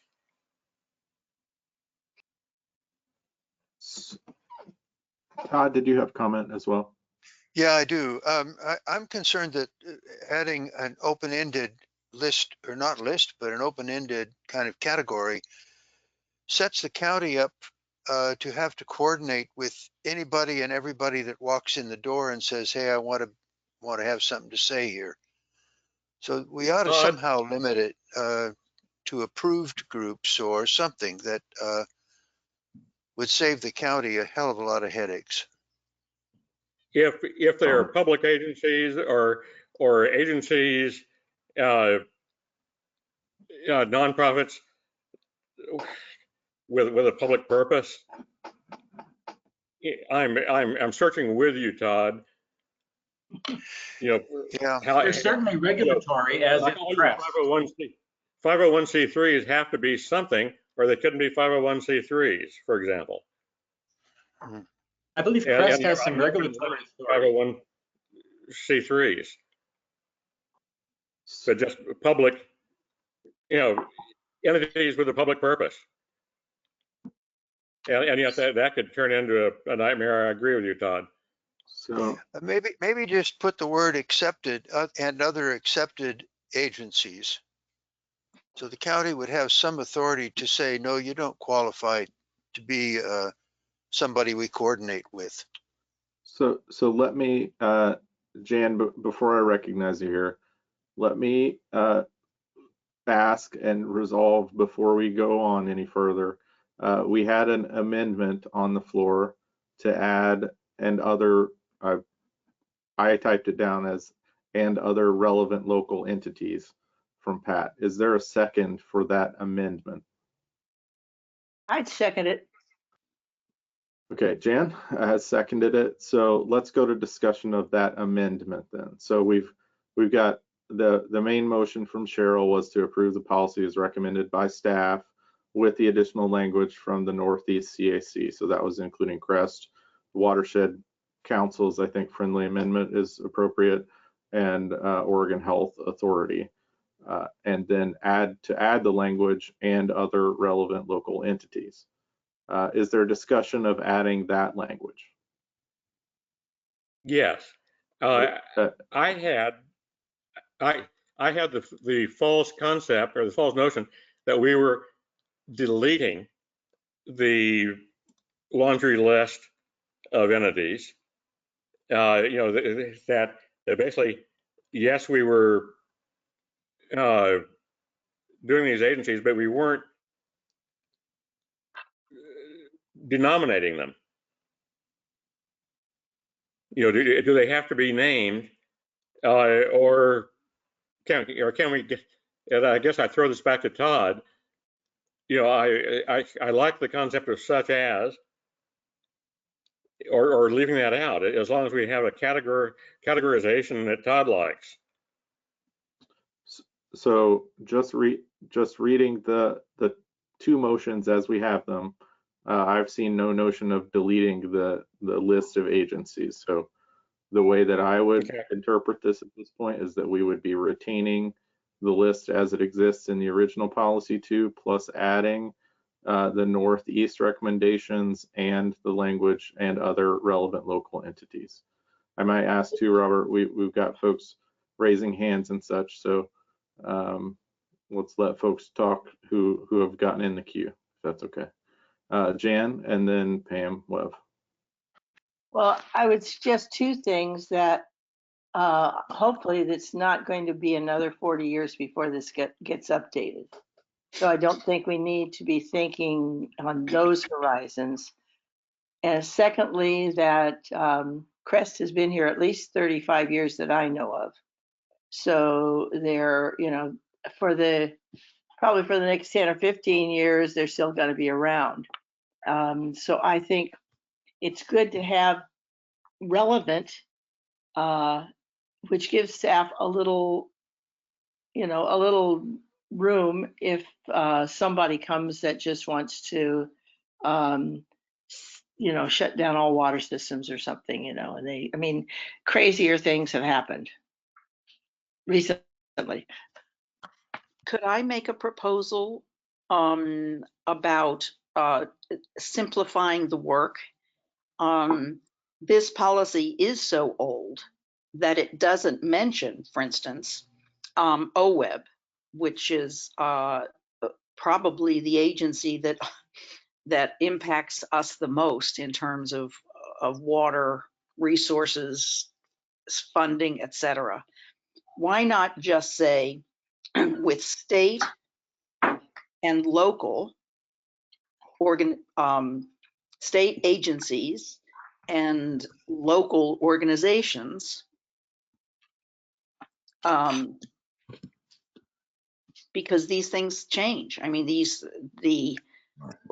just in the past few years, for instance, specific watershed associations, et cetera, have morphed and joined together and done all kinds of things. So why not just leave it generic and just say with state and local organizations related to water issues, or just keep it simple. So thank you for your comment, Commissioner.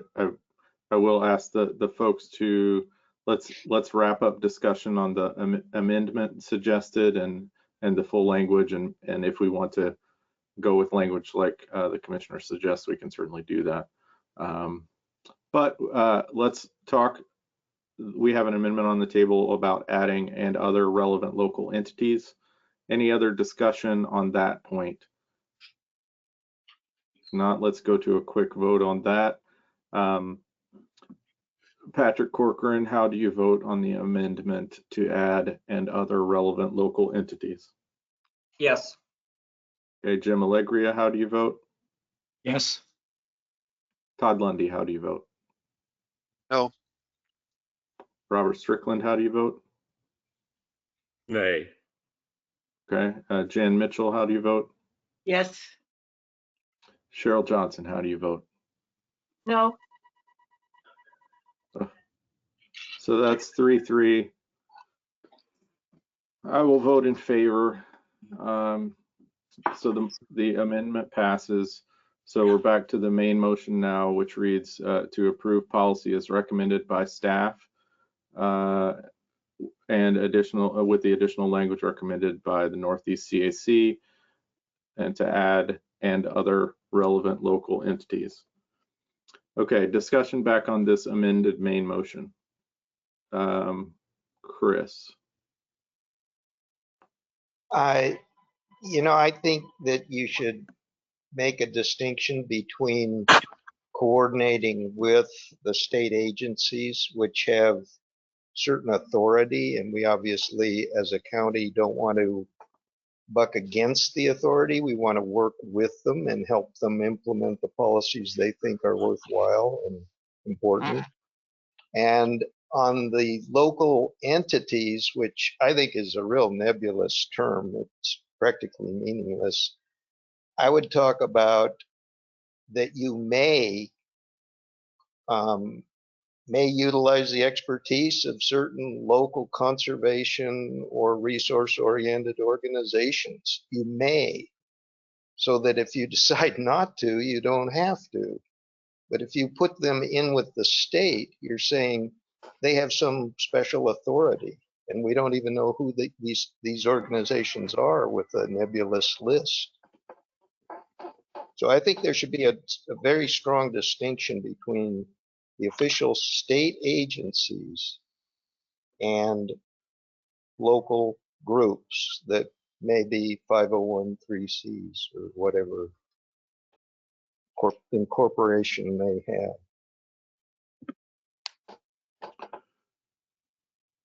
Jan, do you have comment or are you just? No, I don't Okay. comment. Okay. Is there other comment on the main motion? I think that's a very good point. I really do, Chris. Thank you.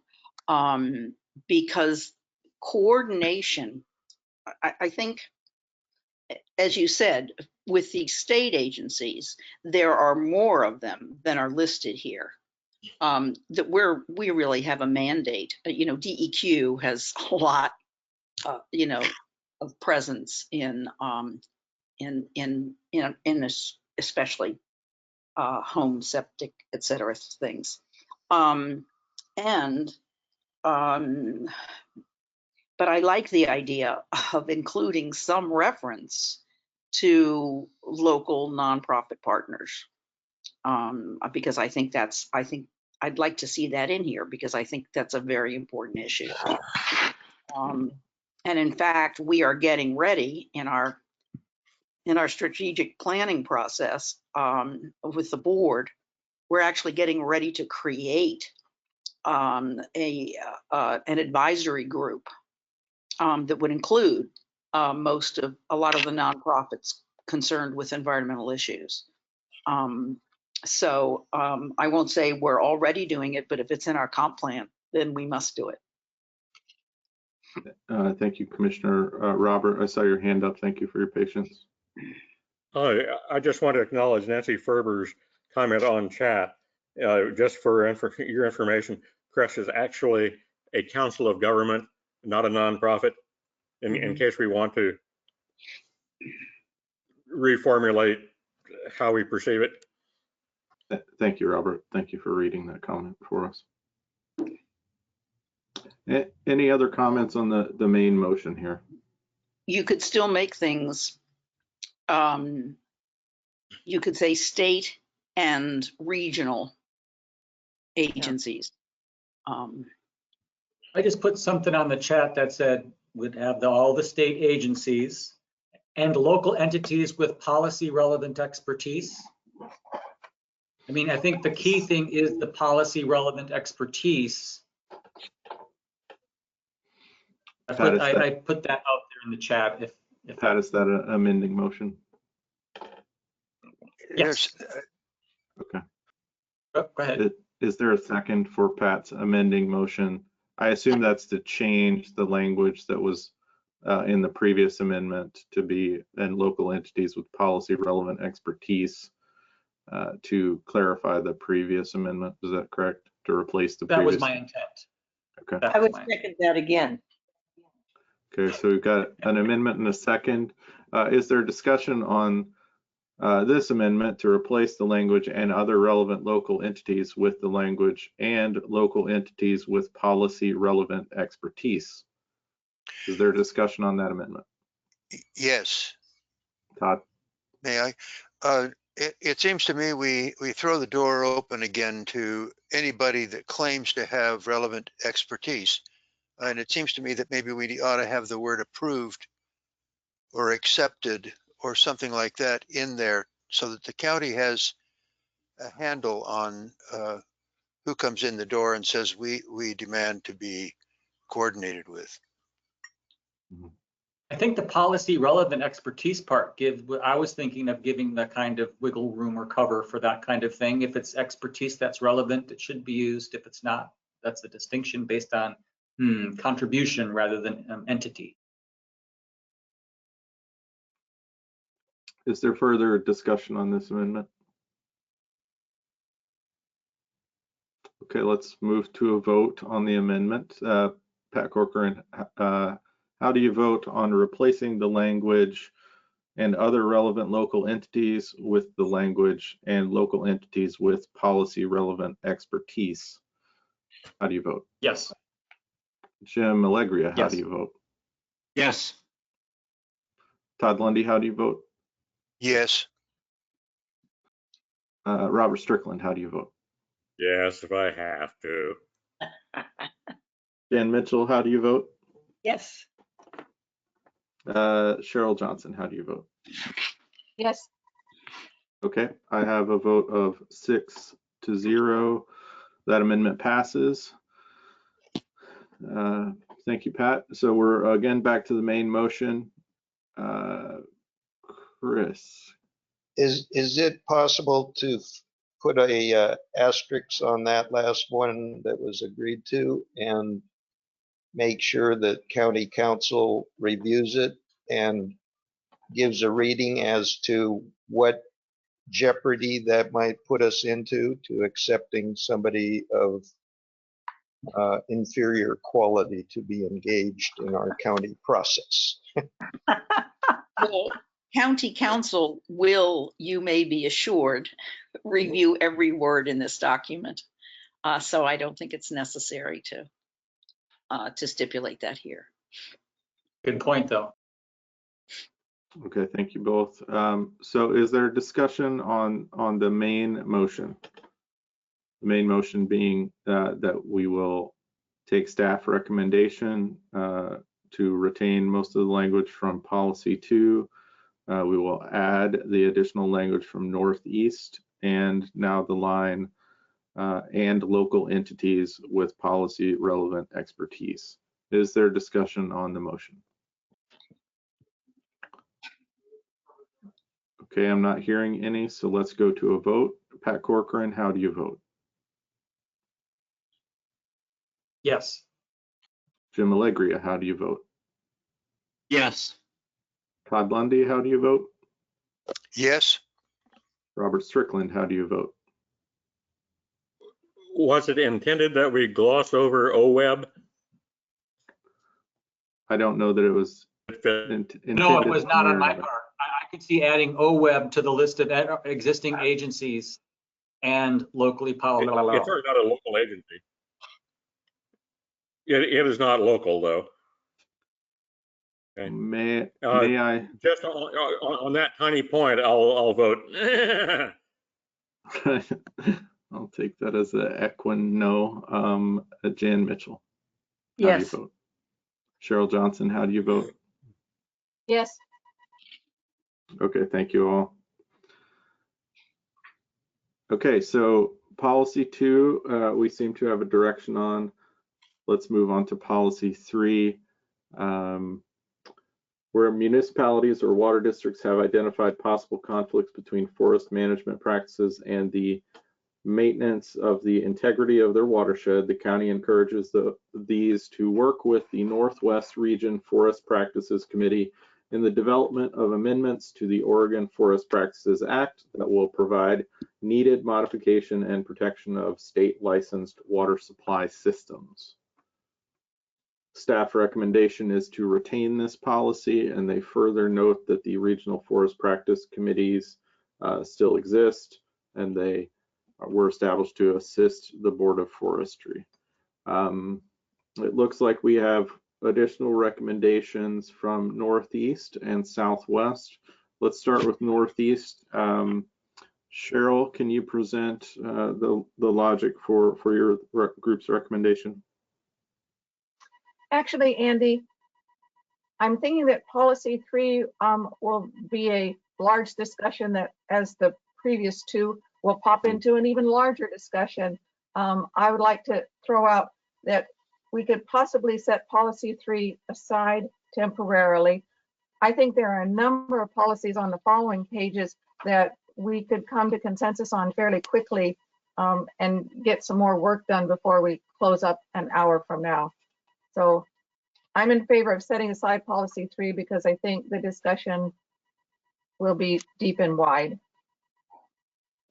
Okay, so we have a suggestion from Cheryl. Actually, Gail, relevant to this suggestion, I know you said that the normal follow-up meeting is not happening after this meeting today. Is that correct? That's correct. So does that mean we have a bit more leeway as far as time for today's meeting, or is it still incumbent? I have to be back at work tomorrow at 7:30, and I think I have an 8 o'clock meeting tomorrow morning. So if we can finish before 8 o'clock tomorrow morning, that would really be helpful for me. Okay. If we push to something like 4:15 or 4:30, does that present obstacles for you? No, that'd Okay. be just fine. Okay, thank you. Robert? These regional forest practices committees have a little quirk that I gather by law, there must be a majority on them who are either loggers or forest products companies or private forest landowners. You know, so it's saying where people talk about, okay, we'll go to the Northwest Region Forest Practices Committee, and it's not real obvious who's on them. You know, you can see their agendas online. You can see if they met 3 weeks ago or whatever, but it doesn't even say who the people are. You know, yes, an important thing was that they chose the operator of the year. You know, so I'm not sitting here hopeful that something that is legislated to be an industry puppet is going to give much satisfaction to people looking for an environmentally conscious club. And I'm just reading this off of state information, you know, just online, that none of us, I presume, are familiar with the work of the Northwest Region Forest Practices Committee. I think there are 3 of these regional committees that are active, but all that work under the same basic structure, that they must have a majority who are loggers, forest products companies, or forest landowners. You know, it's not a real hopeful of who you would turn to as if it were a Clatsop County environmental group. Thank you for that input, Robert. I do want to, before we get too deep into discussion of policy 3, I do want to acknowledge and open a little bit of discussion about whether we do want to at least table policy 3 to the end of this meeting. I think, as sort of Cheryl was suggesting, so that we could move through some of the possibly quicker items. Is that something that meets with the will of the group? I know Cheryl has expressed that. Okay, we've got a thumbs up from Pat. Jim? I agree. Okay, Todd? Yeah, I agree. Robert, are you okay with that? Yeah, I think that there are some things that would be dead on arrival to our new county commission. Okay, and then Jan, are you okay with us moving ahead of policy 3? Okay, let me ask, one of the things I wanted to do was, I recognize that it's 3 p.m. now. Do we want to take, we've sometimes taken short breaks, do we want to take a 5-minute break so people can use the restroom, things like that? Yes. Is that okay with the group? Yeah. Okay, so let's take a 5-minute break and come back at 3:05. Thank you all.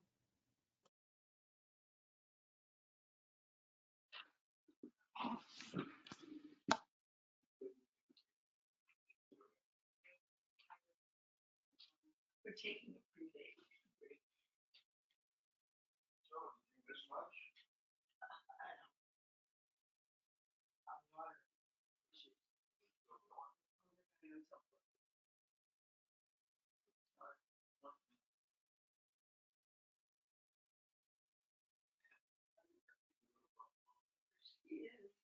She took his phone, his phone that still had stuff.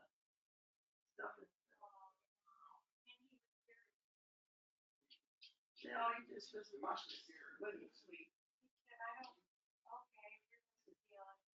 He's been stealing Lucy, so. There's a thinking over there.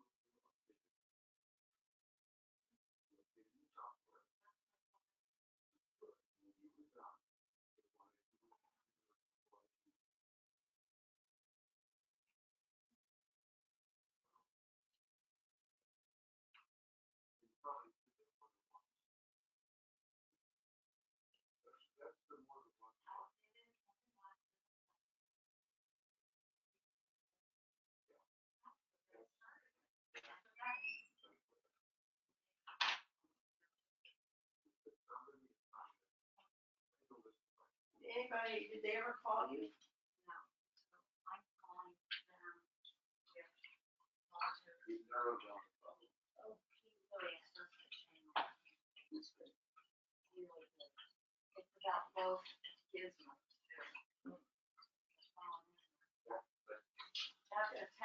Yes. Is everything to your liking? You haven't eaten Archie's breakfast yet. Oh, she hasn't been in the kitchen.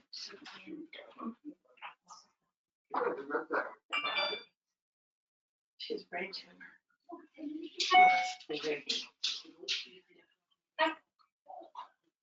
Hi, Sharon. What's your name again? Levi? Yeah.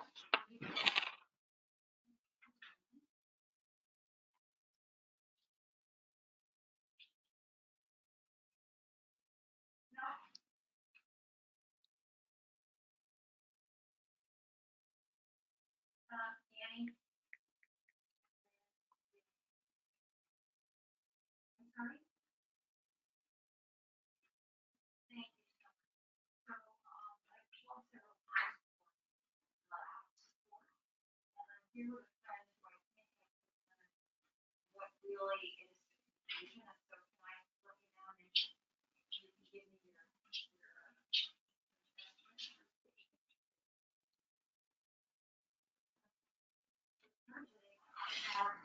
it's disabled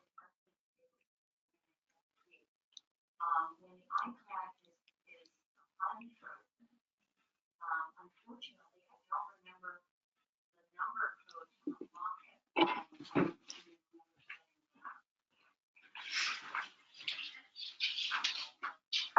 Hello, you called me in the meeting, in the middle of this meeting, of this that very group.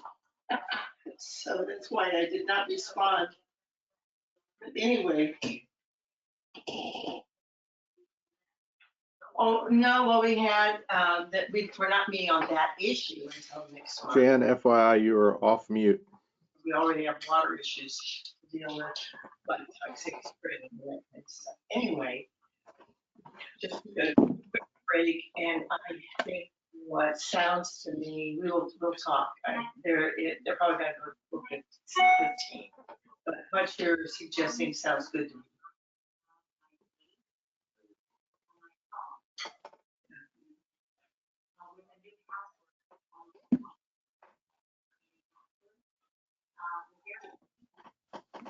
Yeah, they don't. This reminds me of the Dilbert cartoon that was in the paper just the other day. Yeah, I don't know if anybody picked up on that one. I did not see that one, Jim. It's appropriate. Okay, so I have that we've been out 5 minutes.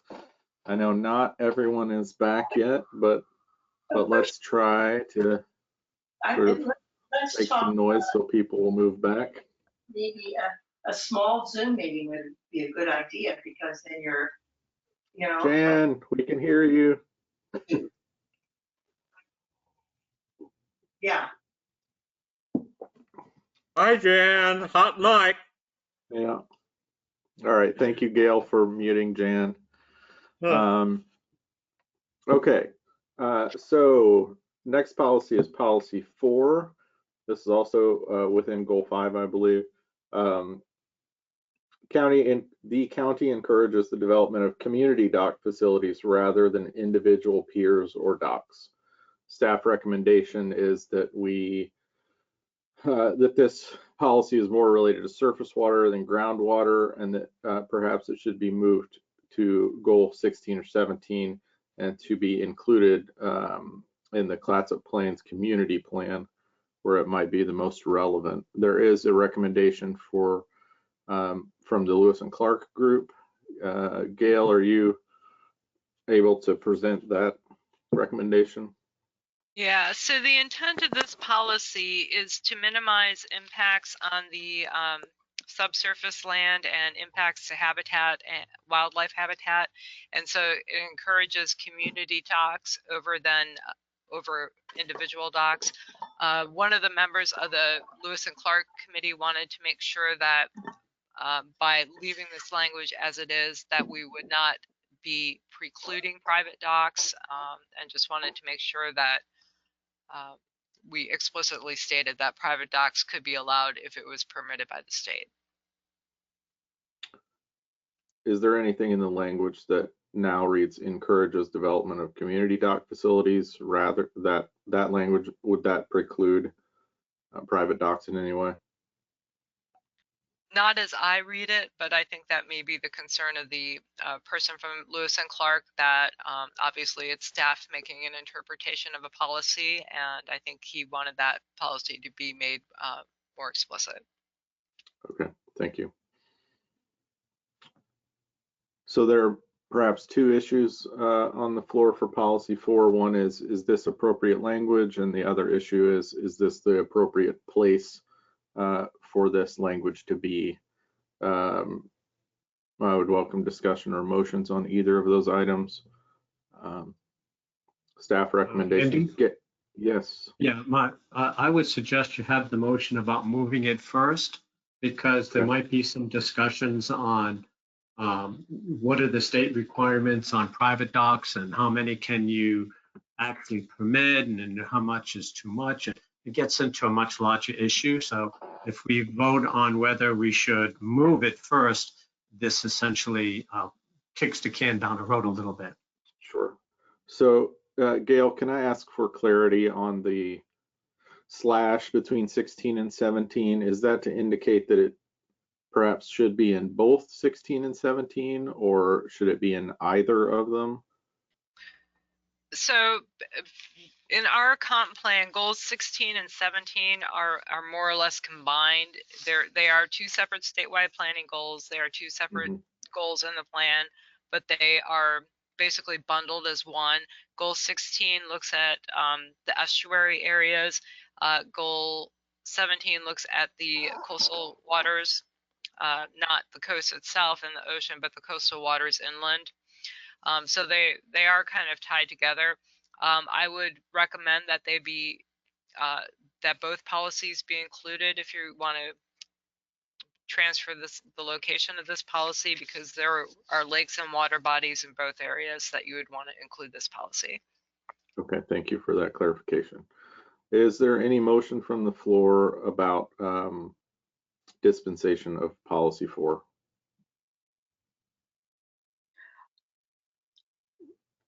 Commissioner, yeah.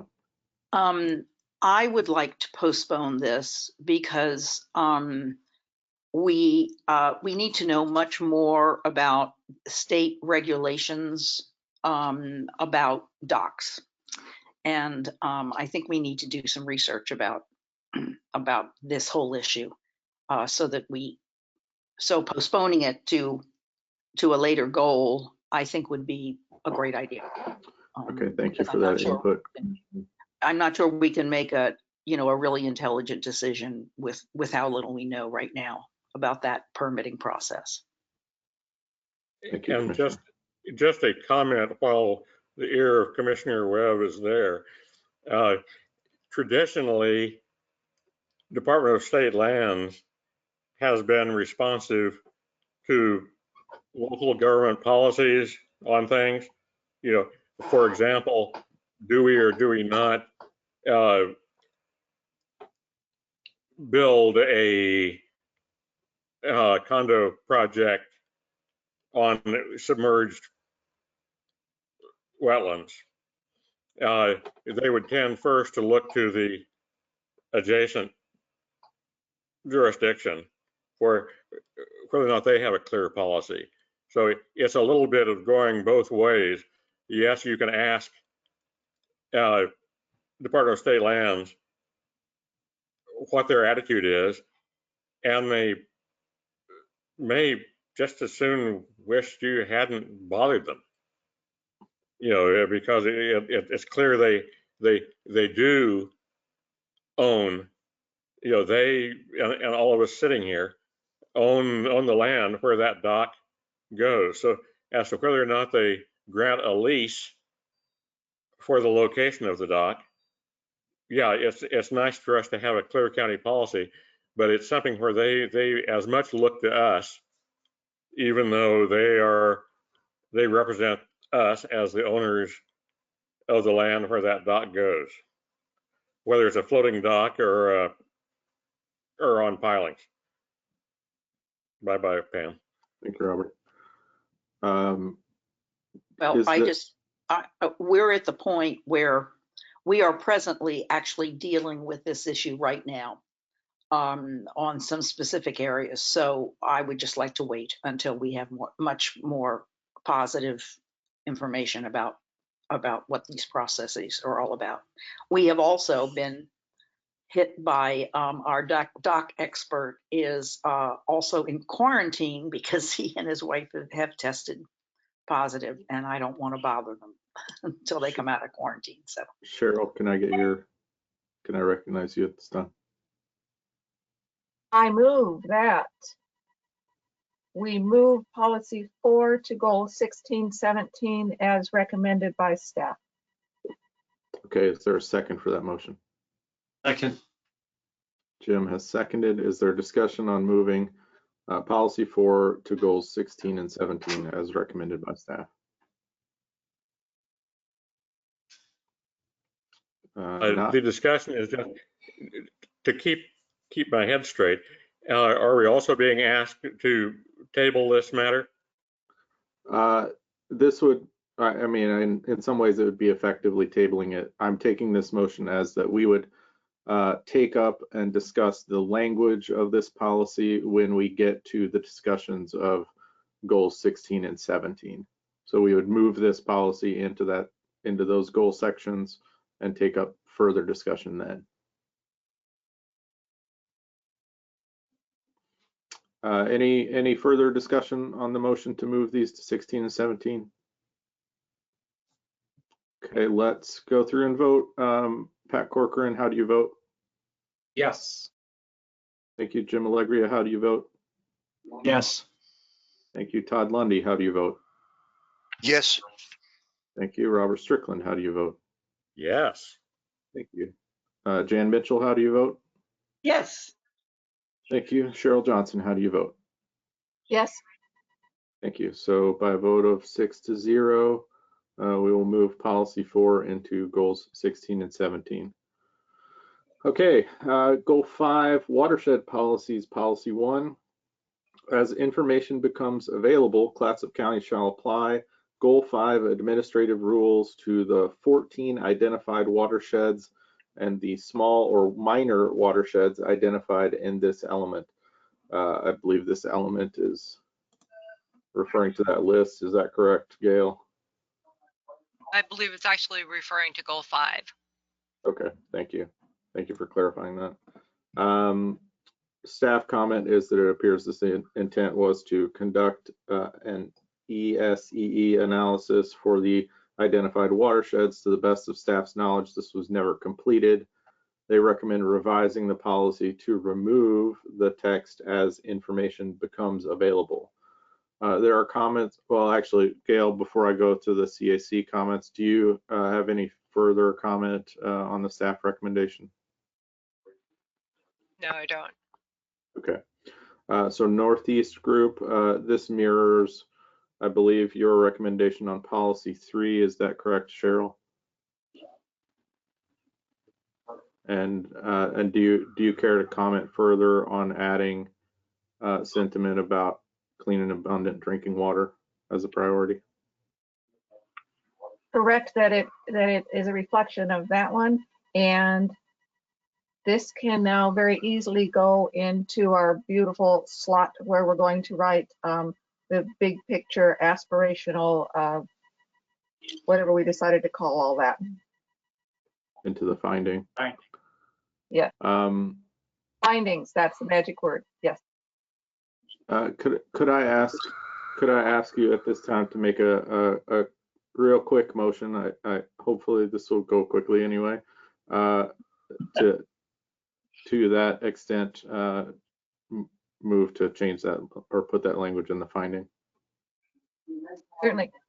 I move that a statement similar to clean and abundant drinking water is a Clatsop County priority be included in the findings for watershed policies goal 5.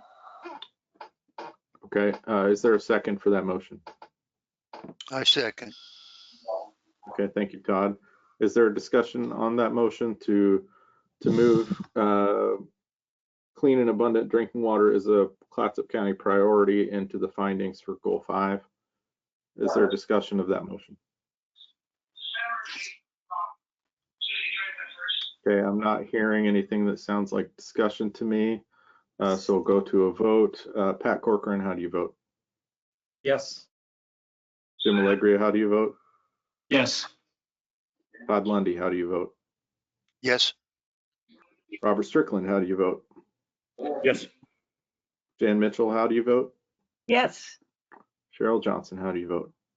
Yes. Okay, thank you for the motion. By a vote of 6-0, it passes. So Southwest Group made the recommendation to refer to an inventory of watersheds instead of using a specific number in the text. Todd, do you care to speak to that?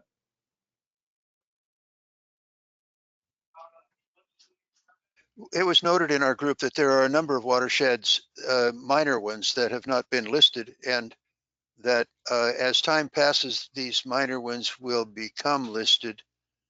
And so there was hope that it could be left more open-ended than it is. Okay, thank you. Thank you for the clarification. So are there any motions from the group about how to handle Goal 5 watershed policies, policy 1?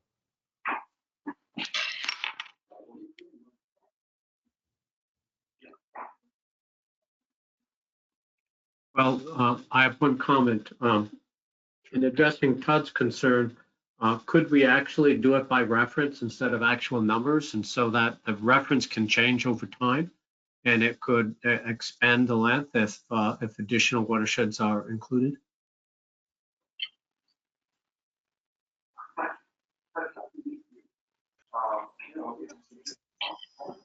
That would satisfy our group. Gail, can I ask a clarifying question on this point? So the language as it reads now says the 14 identified watersheds and the small or minor watersheds identified in this element. Smaller or minor watersheds identified, would they be added to the watershed list as the document evolves? Yeah. So Jim's talking about by reference to the list that's in the document, correct? Would they be added to the document anyway? Does the language that's already there obviate the need for us to make a reference? Yeah, so with the Goal 5 resources, when we identify a resource and include it in the comprehensive plan, it's more than just knowing that it's there. It's something that you actually identify as significant enough. There's a process that you look at. You look at the environmental aspects of it.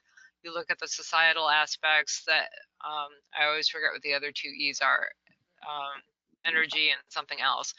And then you look to make sure that whether or not there are any conflicting uses that will interfere with it. So there's a process that you go through. So it's not just a simple enough matter of saying, well, the watershed councils have identified or, created a sub watershed area and the county just amends its plan and sticks it in there.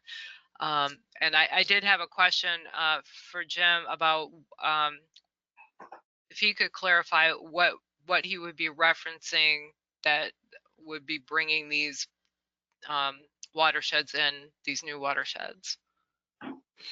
Well, since they've named the actual number 14, there has to be a list that itemizes 14.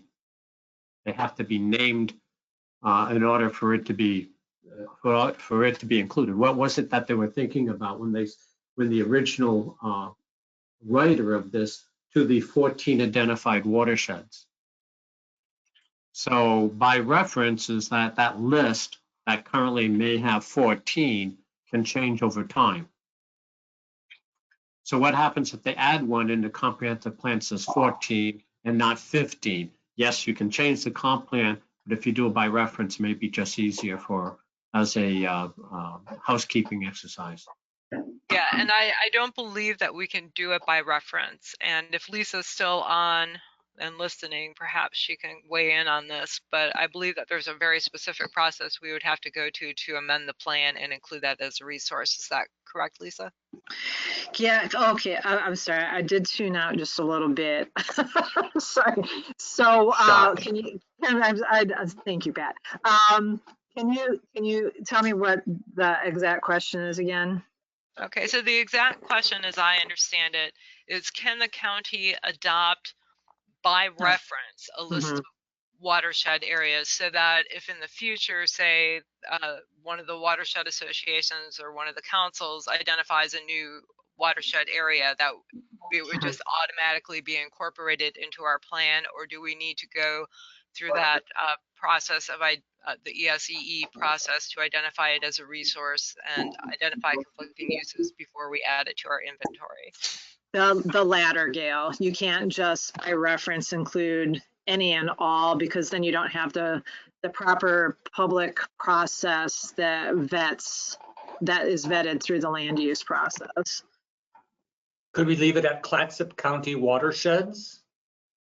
Well, that's really big. So we are looking at number. It's watershed policy goal 5, policy 1 on page 2. Okay, and so yep. So you're asking. All right, appears to add a statement. So your question. So as information Clatsop County shall apply to the identified watersheds in the smaller. Patrick, I think that's just the same way of saying by reference. It's this big broad scope. So you either do everything in your EC analysis and you go through and you do an actual inventory of all the water bodies in Clatsop County, or you maintain with the inventory that you currently have, and as things morph over time and you decide that you want to add something, then you would go through that process of adding it in. So just rules to the watersheds and small, I mean, get rid of the 14 identified and just leave it to be watersheds as defined through time? Let's see, as it becomes Clatsop County shall apply goal 5 to, well, but you have identified 14. Yeah, I mean, so that's actually what your inventory probably has highlighted. So I think that part's appropriate. If you're going to add in more, that's one thing. The only other way around that is if you were to adopt the safe harbor provisions, like around, of course, this is around water resources, but if you were to adopt like the safe harbor provisions around riparian setbacks, for example, then you don't need to go through this inventory process. It just blanket hits every applicable watershed that you have in the county. Clatsop has not gone through that, has not adopted safe harbor. So instead you would go through and each water body as it raises its up in level of importance, whether it's water quality or development pressures nobody would have expected, or something about that watershed has made it that much more important in the system, you would want to go through the analysis to then adopt new setbacks and everything else that would come with that. Is there a compelling reason why? So the 14 identified watersheds seems to refer to a specific table in the previous Mhm. comprehensive plan. Mhm. It actually Or contains, map. ironically, 16 items, but Oh, might want to the, fix that. I mean, the two items that are on the list seem to be on the list, but then noted as not complete or significant watersheds. It's a little up from there, Gail, I think, in my copy anyway. Oh, right, actually, sorry, right below 70, it goes back to 1. So it seems to be a reference to this document, which has 14 identified watersheds. Would we be remiss in just deleting the 14 and then additions to this table of identified watersheds would just be part of the effectively covered watersheds in the document language? Yeah, no, I mean, whether or not you have the specific number in your goal doesn't change the fact that these are the only ones that have been inventoried and have, you know, whatever ordinances and policies applied to them. So anytime you're going to add, you're going to have to go through that analysis that Gail was talking about, the environmental, social, economic, and energy analysis, EC analysis, that allows it to be pulled into your inventory. May I say, yeah, it seems to me that we're talking about two different things here. One is, okay, how do we express this in our document? And the second is, how is it all done actually? And I believe that it is true that just by eliminating the number 14, you then have identified watersheds, and that's all you need. If there's another one added, it's still part of the same group. It's a simple yeah, I fix. see what you're saying. You wouldn't have to, so I see what you're saying. So you're trying to avoid in the future if something does get added, for example, or subtracted for some reason, which is harder, that instead of having to amend the language in that section of the comp plan, you've left it general enough that the amendment is really just going to take place in the actual inventory itself. Is that what you? Yes, that's exactly right. Okay. Yes. Yeah, I mean, I can see that as long as everyone just understands that it's not a blanket statement and you can just start whipping things in there as time goes by. There is a process, and this is when you get it acknowledged again, this map, this inventory, maybe it looks different, a map or whatever, this is still what's approved, and anything else after that is going to require an amendment to the comp plan, just not that text language, for example, if you go with the more generic. Right. Yeah, I see what you're saying. I don't have a real idea, preference on that for sure. That'd be up to you Would all. statutorily identified work? Like rules to the statutorily identified watersheds, would that refer to an official status, and would that be helpful or not really? Well, I think what you'd do is you'd reference this, wherever this document or the new document, wherever that lands, you can always reference that, because that number shouldn't change when you go through an amendment process. Like, you know, Appendix F will still be Appendix F. It might just be modified. So, I mean, I guess you could do that too, so that you make sure there's a link between what you're inventorying and what your comp plan text is referencing. You could do that. Yeah, just try not to make it so complicated. It's pretty easy to get stuck in the weeds here. Thank you. Yeah. My intent was to try to make things a little simpler. Oh yeah. And not open up a sort of a big debate about it. If it's I recommend that we just drop the 14 and we say yeah, it's essentially, you know, if by reference is a little easier to maintain over time, then do it. If it's not that difficult to change 14 to 15 in a comp plan, then I'll withdraw my comment. That this isn't a big thing. I was just trying to make it a little more robust. That's all.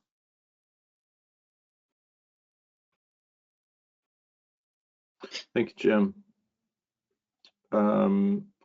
Is there other discussion or a motion on this policy? Can I say something? Sure, Suzanne. That the Nehalem drainage, a huge drainage, has no listed watersheds in the county area. And I think it's really important I to do just want to, recognize. Suzanne, wait. I do want to note that the Nehalem River is on that inventory that we just looked at. It's the largest drainage on that inventory. Yes, but the water, oh, I'm sorry. I'm thinking of, ignore me. I'm thinking of wetlands. I'm sorry, identified wetlands. I thought we were, I'm sorry. Pardon me. Yep, That's okay. never mind. Just I wanted to make sure that was clear that it was on that inventory. Thank you. Any other comments or a motion from the group? Yeah, I'll make a motion. I make a motion that we change rules to the 14 identified watersheds to rules to the watersheds identified by the county. Okay. So there is a motion to change to delete 14 identified and insert, or let's say, yeah, 14 identified and to insert watersheds identified by the county. Second to the motion. Yeah, that's a motion. Second by Cheryl. Is there discussion on that language change?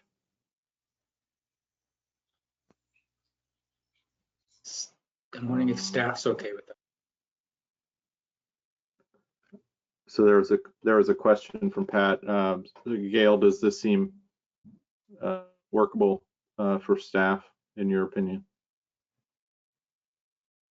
Yeah, I mean, changing the number and removing it doesn't harm or hurt anything as far as staff is concerned, as long as everyone understands that there's still a process that we will go through when we need to add a new watershed to our inventory. Okay, thank you. Is there further discussion of the motion? Okay, let's go to a vote then. Pat Corcoran, how do you vote? Yes. Jim Allegria, how do you vote? Yes. Todd Lundy, how do you vote? Yes. Robert Strickland, how do you vote? Aye. Jan Mitchell, how do you vote? Yes. Carol Johnson, how do you vote? Yes. Okay, 6 to 0. That motion passes. So we have some amended language. Does anyone care to take up the staff recommendation to remove as information becomes available? Or do we want to retain that language? I move that the committee deletes that phrase. I second. Okay, so I've got a motion that the language as information becomes available is deleted with second. Is there discussion of that deletion? Tell me where this is again. I'm not having it in front of me. Sure. So at the big, it's the same policy. So watershed policies in goal 5, policy 1. It starts with as information becomes available, and the staff recommendation was to jettison that phrase. So Pat has made the motion to delete as information becomes available. Any discussion on that deletion? Okay, I'm going to try a quick vote on this one. Is there any objection to deleting that phrase? Okay, hearing no objection, the motion passes. Any further discussion on watershed policies, goal 5, policy 1? We have a couple of changes that we've made. Everybody okay with that? Okay, let's move on to the goal 6 section. So water resources policies, goal 6, policy 1. I'll note we did have a public comment in part on this particular one that we might explain it a little bit more, but The policy reads, or at least the abbreviated policy the staff has presented, reads Policy 1, the county shall encourage the maintenance of a high quality of air, water, and land through the following actions. A, encouraging concentration of urban development inside urban growth boundaries. B, encouraging maintenance and improvement of pollution control facilities. And D, encouraging indigenous clean industries such as fishing, boat building, tourism, and forest products utilization. Staff comment is that sub-policies C and E are not applicable to groundwater resources, so they have taken them out. There is a recommendation from the Clatsop Plains CAC to move C and E to different sections, goal 12 and 6 or 11 respectively. Robert, do you care to speak to the Clatsop Plains recommendation there? I don't have the slightest recollection of what that was about. Okay, my recollection, and Gail is, I think, trying to navigate us to this section. C is about roadways. Yeah, and E is about recycling and wood waste processing centers. So they were seen as not particularly relevant to this section on water resources. So for the group, do we want to follow staff recommendation? Do we want to make other changes? Open for discussion and motions. I would move that the committee accept the staff recommendations and move E and C to the other locations. Okay, so to be clear, staff recommendation is to seemingly to delete them. It was the Clatsop Plains recommendation to move them. Thank you. Sure. I don't want to interrupt your motion. I just want to make sure that we make it clear. If it's your intent to move them, that's fine. I just want to make sure. My intent was to follow the staff's guidance on that. Okay. Gail, yes? Yeah, so staff didn't actually make a recommendation on this one, but we do support the Clatsop Plains recommendation. Okay, thank you. Second the motion. Okay, so I have a motion to, and now staff has clarified that their intent was to support the Clatsop Plains recommendation. So given that the motion is to follow staff recommendation, I would subsume that into the recommendation that C and E are moved to the appropriate sections 12. And do we want to make a dispensation on whether it's 6 or 11 for the sake of the motion? So E is about, again, the wood products and recycling centers, is that correct? Correct. And which section we would feel that fits more appropriately into? 11. Okay, so the motion is that we would, and I'm going to restate, please correct me if any of this is mistaken. The motion is that we will retain policy 1, including points A, B, and D from the original policy, and that policy C will be moved to goal 12. Policy E will be moved to goal 11. Can I ask you a question? Let's make sure that we get clarification on this, and then I'll be happy to take a question. Does that sound okay to the group as far as the motion? And Cheryl, you can indicate by nodding if you still retain your second after I've restated the motion. Okay, that's a yes. Okay, Susanna, sure, go ahead with the question. Did you say A also could be moved? Because I would think urban growth development would be a part of a further on policy goal further down the line. So I'll note for the sake of discussion here that goal 6 is broadly air, water, and land quality. We've been mostly talking about water today, but I think that portion of it perhaps is more directly applicable to land, would be my interpretation. Gail, do you have feedback on that? So given that, I think Susanna actually has a point in that there is a goal 14 that talks about urbanization. It is possible to duplicate these policies so you can have them in more than one goal.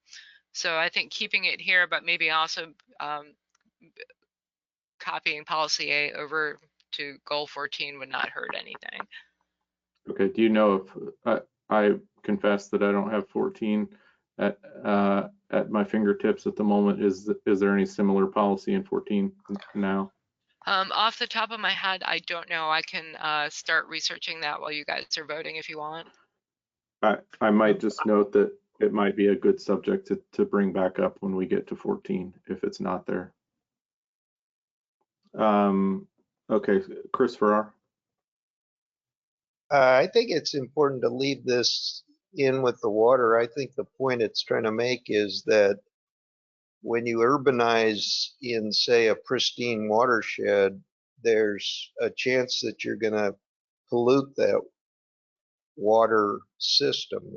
A stream may get runoff from a number of sources that could degrade the water quality, and also you may change the surface water flow system by diverting water from streets or other parts of the urbanized environment. And so urbanization really changes a natural hydrologic system a lot unless great care is taken. May I make a plea that we please leave this issue of the UGBs in this. This is probably one of the most important issues that the board is going to have to deal with in this comp plan. I think it's vital. I think it's very related for all the reasons that Chris just mentioned, especially until we have a much better reading of the capacities of our watersheds and proceed with the ICs that we know we have to do all over the county. So that's my 2 cents. Okay, thank you, Commissioner. Gail. Okay, so later on this evening, when we get to goal 14 in our water resources policy, there's a similar policy to policy 1A in goal 6 that does talk about the carrying capacities. It does not specifically mention, though, the urban growth boundaries. Okay, thank you for. I can go back and look and see if there's other policies in goal 14 that are related to that as well. Thank you for bringing that up, Gail. Jim, is what you just put into the chat, is that meant as a amendment to the motion? Not of this motion, but this is to the policy itself. Okay. Okay, so the motion at hand is to retain sub-policies A, B, and D, and to move sub-policy C to goal 12, to move E to goal 11. I'm going to go through and do a vote here if I can. I think Pat just stepped away, so Jim Allegria, how do you Yes. vote? Todd Lundy, how do you vote? Well, it looked like you were off mute, Todd, but I didn't hear you. Oh, okay. It's yes. Okay, thank you. I'm yes too, Andy. Pat, thank you. Yes. Robert Strickland. Aye. Okay, Jan Mitchell. Yes. Cheryl Johnson. Yes. Okay, I have 6-0. That motion passes. Jim, did you have an additional motion? I'll direct folks to chat if you haven't seen what he's written there. Yes, I'll read it. For watersheds providing drinking water to municipalities or rural communities, the county is available to facilitate, in conjunction with applicable water districts, a dialogue between key lodge landowners and the community upon the request of both parties. This is really directed towards the controversy between in watersheds with potable water for drinking water. And this is just a way of bridging between the large landowners and the community, of being able to have a dialogue and the county can act as essentially a third party, if you will, between the two entities, and also be able to provide some potential not oversight, but an overview, and bring to bear other discussions and other watersheds that may be helpful to resolve any conflicts. Jim, I appreciate that this input. Is it possible that we could take this up as, we have the additional worksheet of new policies? Is it possible that we could add this to that worksheet? Well, I was thinking of just as a bullet, but if you think of it as a standalone policy, that's fine with me. I'm happy to go, with the direction which the group would like. Yeah. Is there a second for the motion as it stands right now to add it as a bullet?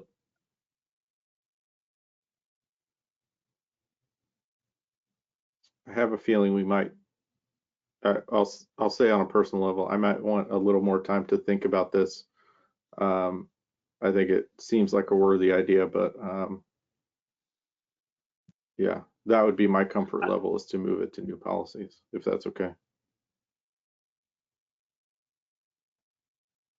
No, that from my perspective, like I said, either one is fine. If it doesn't fly here, obviously it didn't. Then moving it to the other spreadsheet is okay. Okay, thank you, Jim.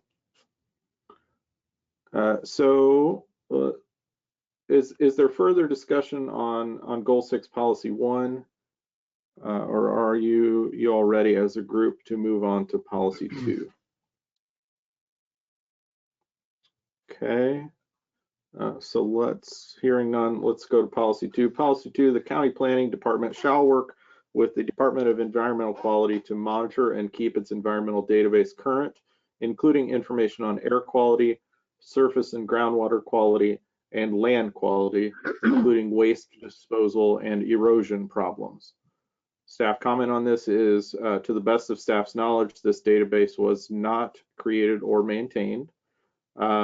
Staff recommendation is to delete the policy, as the data is collected and maintained by state agencies and is readily available via the internet. So it sounds like there's no need for duplication here. I will note that all of the CACs have supported staff recommendation by the report on the worksheet. Is there discussion or a motion on this point?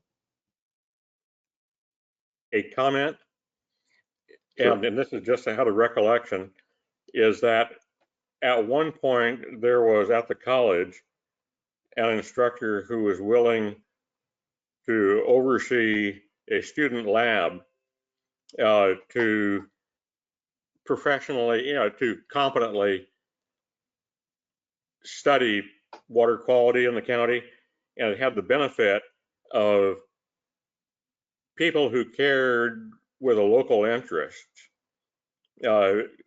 getting into this issue. The reason it died was simply that I think the staff position was cut. But I think there may be value, even if the state does it, that you have a herd of kids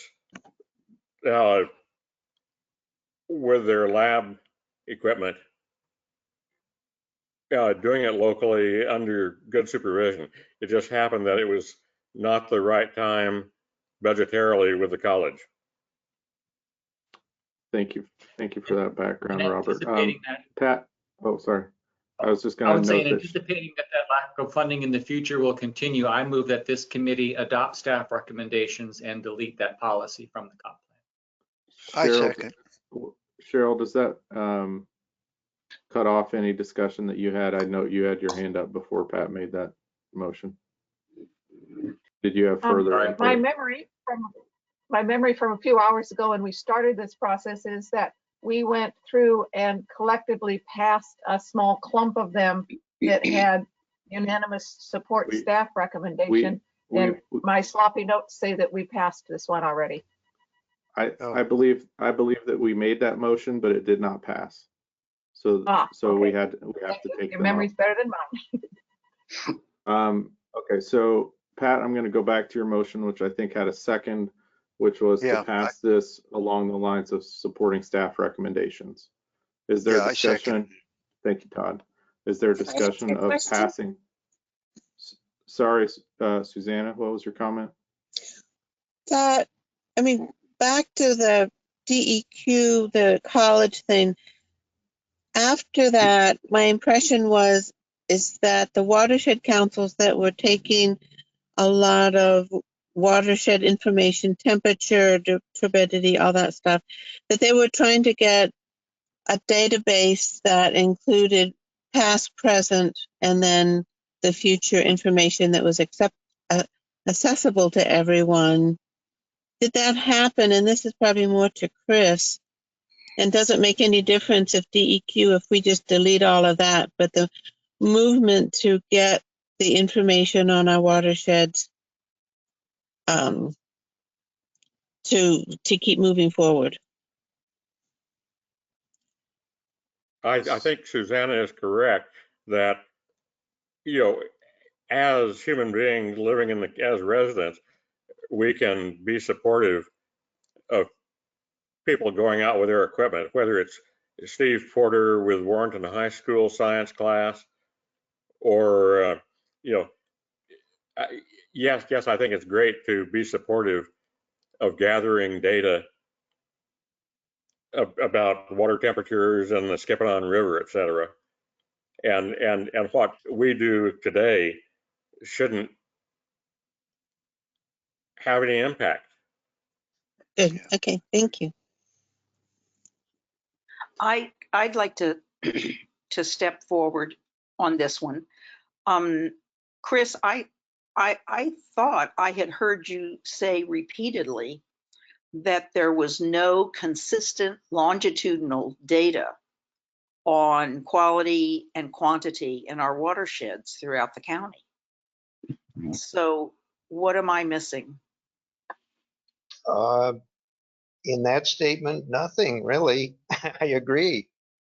But this policy here is about mainly maintaining a database, which is really a huge endeavor. And the state's doing it, even though it's limited in what's included in it. It's certainly a lot more than the county could ever muster. I mean, it's extremely expensive to go get additional data. And I think the county should push the state to do a better job at it, be more comprehensive and more focused on certain things, and try to get more bang for their buck. I think it's okay for the county to encourage others, like watershed councils. We with the North Coast Watershed Association have a network of water temperature sensing sites. It's shared through DEQ, but it's something that we get funding on to carry out, and it's our responsibility to have our database on our own. I don't think it should fall on the county to try to piece a lot of different databases together and keep it up to date. I think the state has a giant computer system, and it's perfectly suited to house the data and keep it really consistent and have quality control on it, which is extremely important. If you just take data from a high school class going out and collecting it, it's great and everything, but what's the quality control, and can you compare that with other data? So I think eliminating this policy is perfectly fine, but I do think that the county should be prodding the state agencies to do more in our county. Well, then let's add that as a policy, Yeah, there you go. because I want the mandate to do that. I want the capability to make that a high priority for the commission. Chris, who pays for your data gathering? Chris, who pays for your data gathering? Who are you asking that to? Chris Farrar, the only Chris. Who, he's muted, but who he mentioned that they have a data gathering, and I wondered, funded by whom? Oh, web. Thank you. Okay, so let's return. We've got a motion on the floor that is essentially to delete this section following staff recommendation. Is there any further discussion on that motion?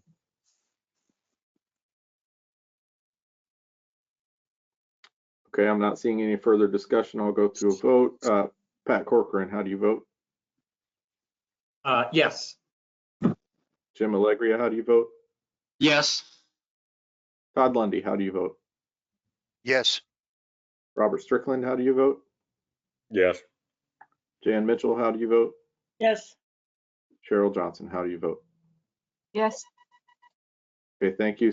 By a vote of 6-0, the motion passes.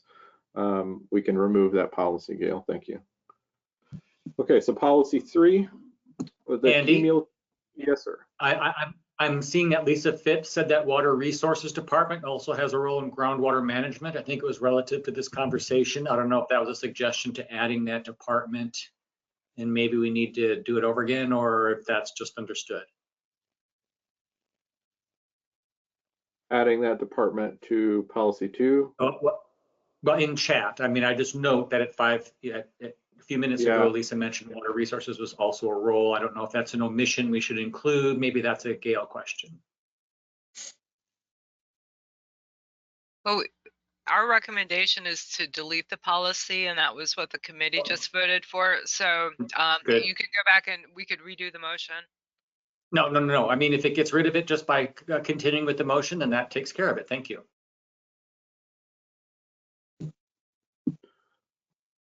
Okay, so policy 3, the cumulative effect of development on the county's environment should be monitored and, where appropriate, regulated when evaluating proposals that would affect the quality of the air, water, or land in the county. Consideration should be given to the impact on other resources important to the county's economy, such as marine resource habitat and recreational and aesthetic resources important to the tourist industry.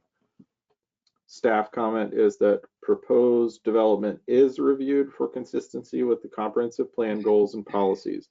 This includes Goal 9, economic development policies. The only suggestion that came out of one of the CACs is Southwest suggested possibly tabling this for future discussion with larger goals 6 or 9, economic development. Gail or Todd, I'll give you first shot. Do you wish to clarify either the staff comment or the Southwest comment? Gail? Yes, so staff would recommend retaining this policy. We didn't explicitly state it, but we would recommend retaining it. Okay, thank you for clarification. Todd? Well, we would recommend retaining it, but maybe having, like we did with an earlier policy, take this aspect about aesthetic resources important to the tourist industry and include that in, is it 9 that has to do with the coastal area? So that's our only concern, is that it seems to involve both. So I think for clarification, I think 9 is economic development, which may overlap, and maybe 17 is coastal. Right. Okay, thank you. Right, and as I stated earlier, we can use the same policies in different goals, and that just helps reinforce what we're trying to achieve. Thank you, Gail. And I like the fact that the word cumulative is in there. That's the key word as far as I'm concerned.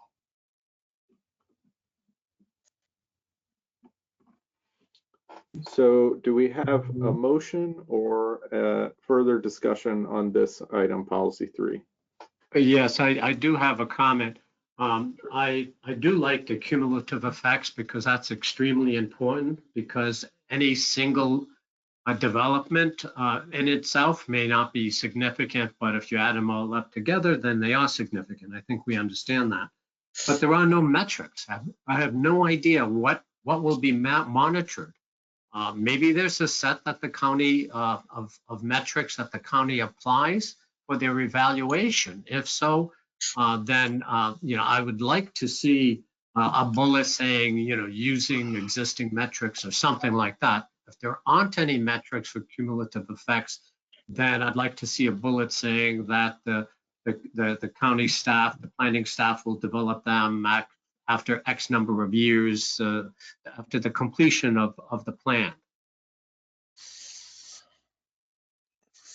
Thank you, Jim. Todd, do you have comment? I saw your thing light up. Oh, no, sorry. Oh, no problem.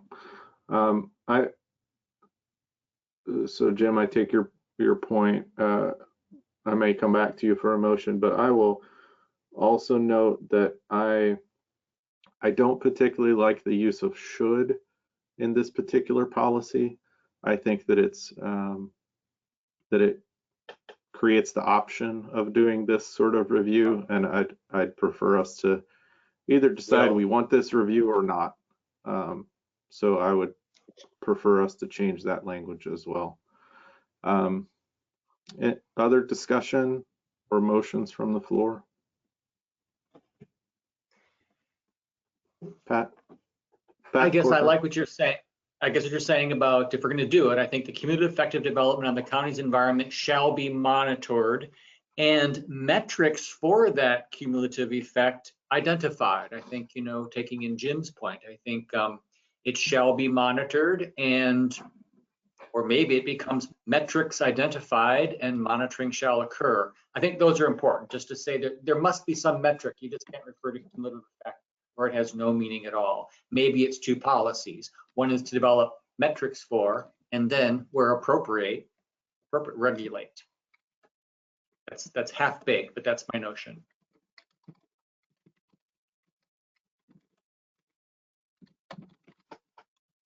I put the language that, as I took it down in chat, the cumulative effect of development on the county's environment. Metrics should be identified.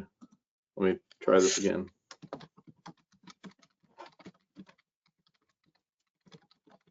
The cumulative effect of development on the county's environment shall be monitored, and where appropriate, metrics shall be identified. I mean, I guess those are the two key things. Maybe that's more than one policy, but those are the three key elements. The expression of where appropriate, metrics should be identified. Have I lost something here? I thought the idea was if we're going to measure it, we need to identify metrics. And we happen to have a biometrician in our midst. I love it. Well, that's one of the reasons why I mentioned it, because my entire career is really monitoring. So immediately you talk about metrics, and I didn't even start to talk about thresholds, and I'm not even going to go there with identifying thresholds for this. But anyway, that's my 2 cents. Yep. So Jim, are there metrics that you could pull out of your hip pocket that would be reasonable and relevant, or are we kind of shooting for metrics that don't really exist for cumulative development and the impacts thereof? Well, what my suggestion is you go through item by item in terms of identifying what types of environments are we talking about in policy 3, and then look for metrics that are easy to quantify or easy to identify, and start from there. Work from work from easy rather than work from very difficult. And then I would probably at this time, in terms of identifying thresholds of which regulations would actually incur, use it more qualitative and essentially allow the county to have more flexibility in determining at what point does a threshold is crossed and regulations will occur. So that your comment makes sense to me, Jim. I want to, so I've massaged language a little bit because I'm trying to get the gist of what Patrick's motion was. We didn't have a second on the floor for it, but my last comment in chat was trying to get together the full sentence that contained his comment. That Pat, does that capture your motion? Yes, I mean, yes. Okay, and then I mean, there's metrics, there's monitoring, and there's response. Is there a second for that motion? And I'm also making the assumption in the motion that you're retaining the language that comes after the word regulated in the original policy. Is that also true? Okay. I second that. Yeah. Okay, Yeah, so I'll second it too. So there's a second from Jan. Is there discussion on this motion? So the motion would be that we replace the first sentence in policy 3 with the sentence metrics shall be identified for the effective development on the county's environment and shall be monitored and where appropriate regulated, and then retaining the remainder of policy 3. Is there discussion on this motion?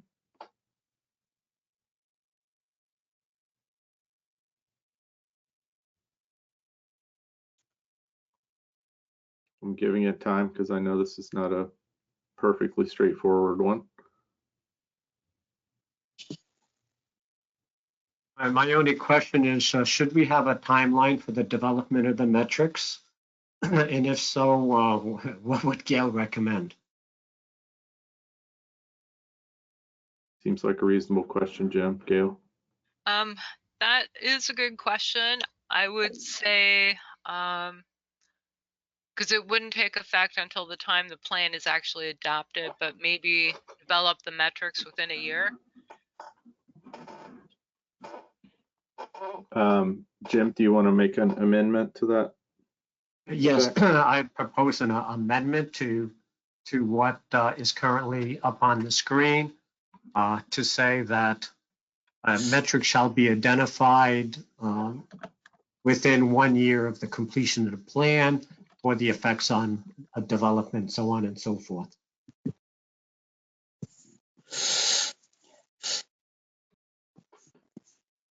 Okay, so there's a second for the amendment. I've put up the language with the amendment offset with asterisks. Metrics shall be identified within 1 year of the completion of this plan, should it read, for the effective development on this county's environment and shall be monitored and where appropriate regulated.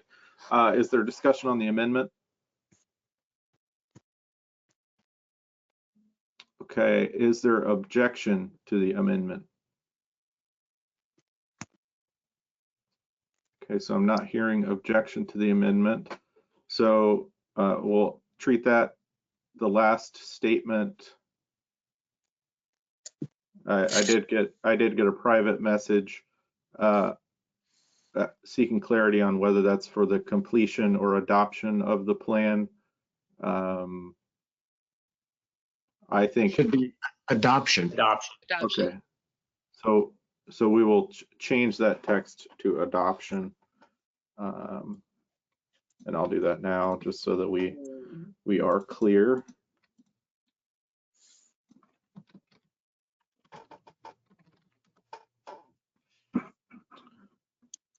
And so we're back to a main motion with this language to approve policy 3 with the replaced first sentence as metrics shall be identified within 1 year of the adoption of this plan for the effect of development on the county's environment and shall be monitored and where appropriate regulated. And then the rest of policy 3 being retained as written in the original plan. Is there discussion of the motion as it exists now?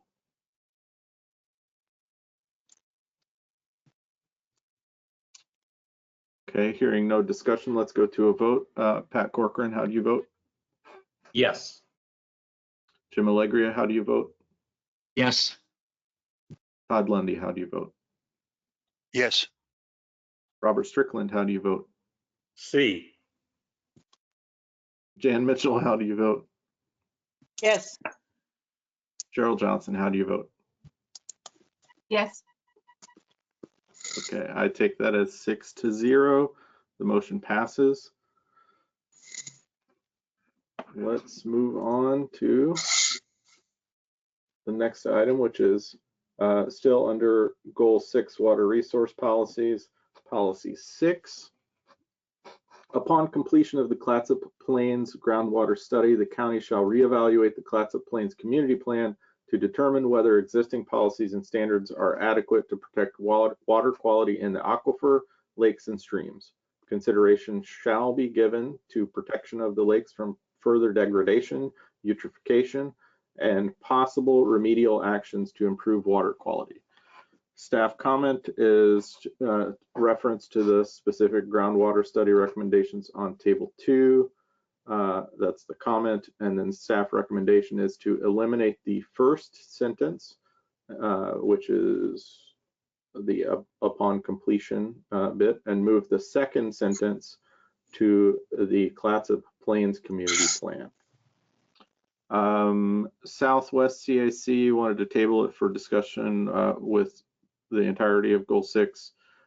Staff, Gail, do you care to comment on this at all before we discuss and vote? Yeah, so the staff recommendation to remove the first sentence is based on the fact that the study that's referenced in the plan right now has already been completed. And then moving the second sentence, since it's so specific to what's happening in Clatsop Plains and was originally intended as primarily a Clatsop Plains policy, that it seemed more appropriate to include it just in the Clatsop Plains Community Plan. Okay, thank you. Is there a discussion or a motion from the floor? Goes all the way down to the word consideration. Yes, I believe that's my reading anyway too, Robert. Yeah. I move we adopt this policy as recommended by the staff. Is there a second for that motion? I second it. Thanks, Jan. Is there discussion? Discussion of accepting staff recommendation to eliminate the first sentence and moving the second sentence to the Clatsop Plains Community Plan. Discussion of that?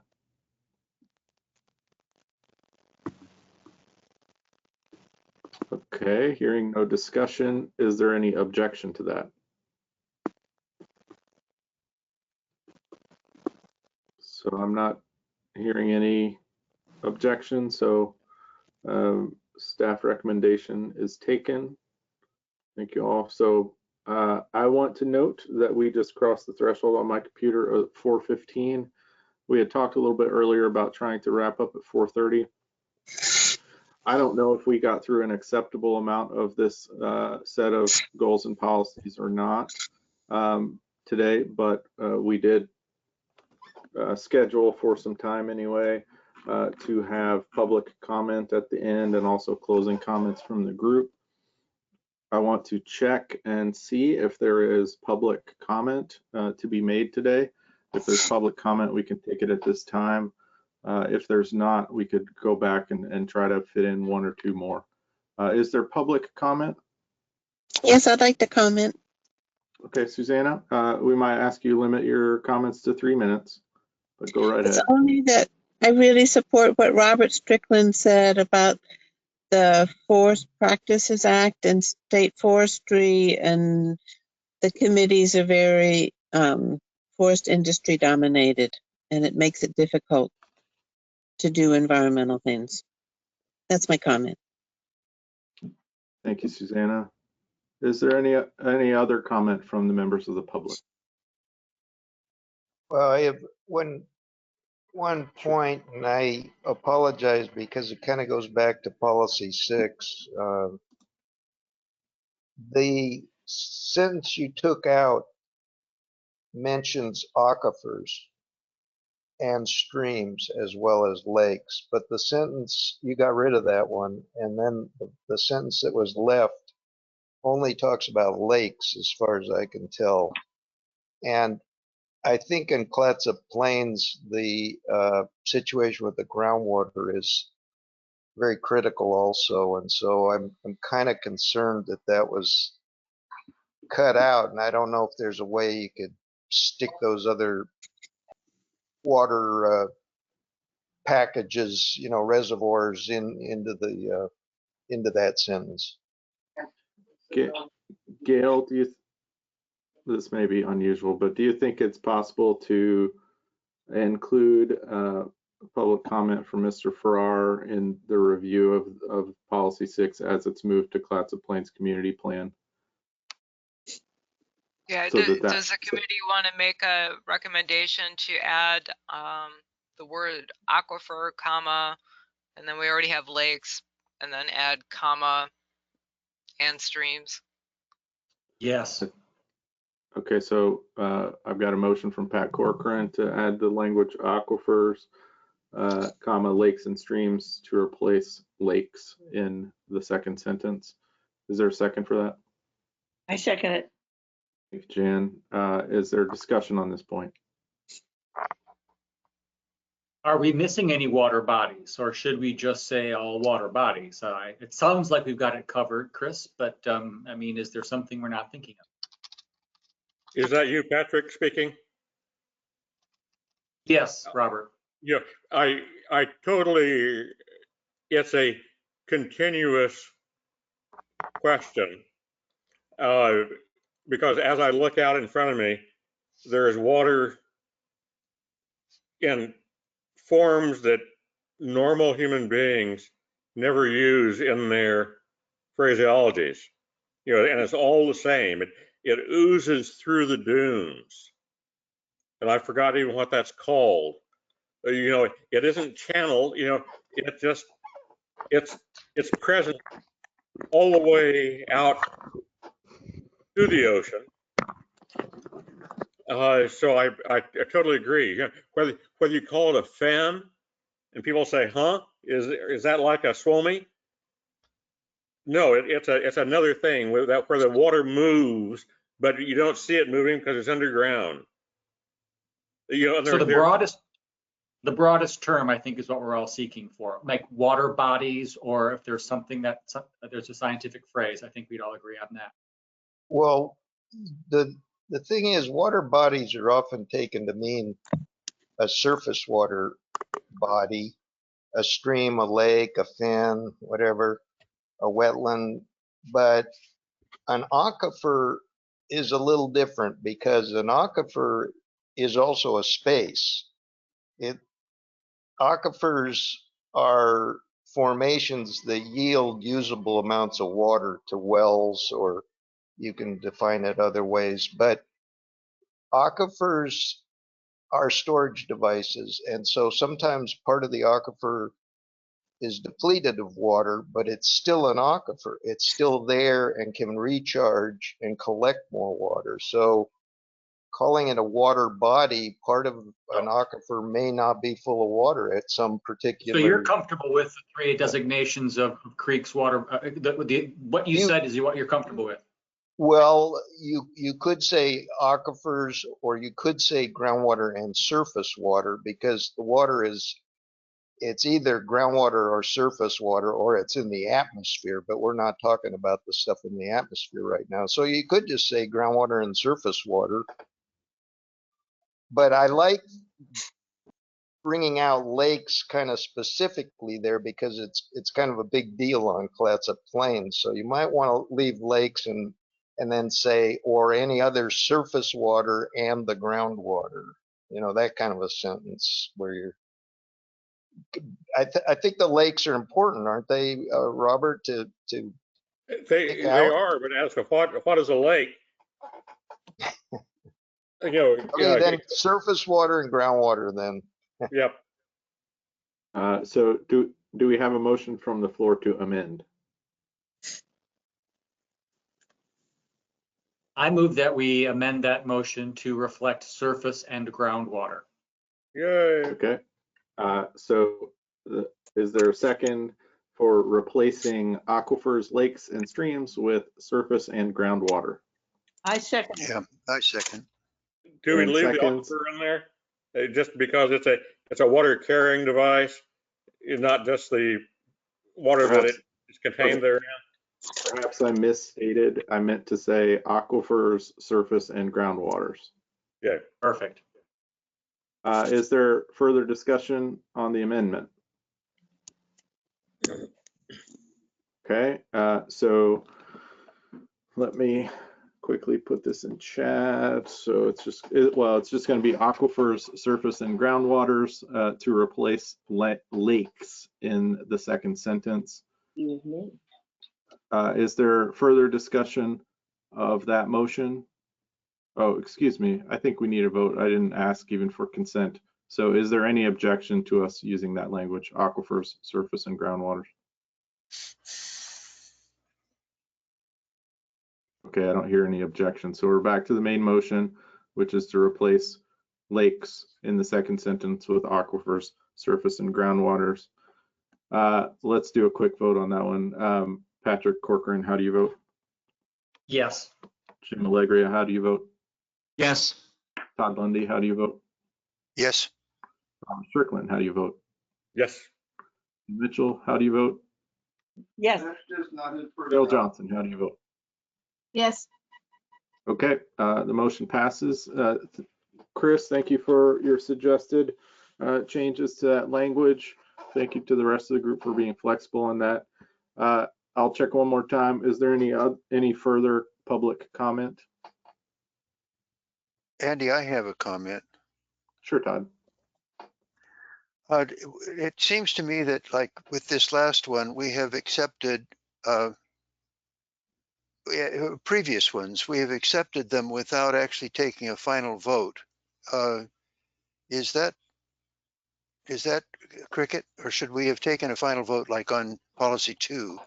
And I think we also did that on policy 3. I think we just accepted that there was no objection. So I heard a request, and if there were no objections, and there weren't. Yeah, so Todd, just to clarify, when I ask if there's objection, that's a form of unanimous consent vote.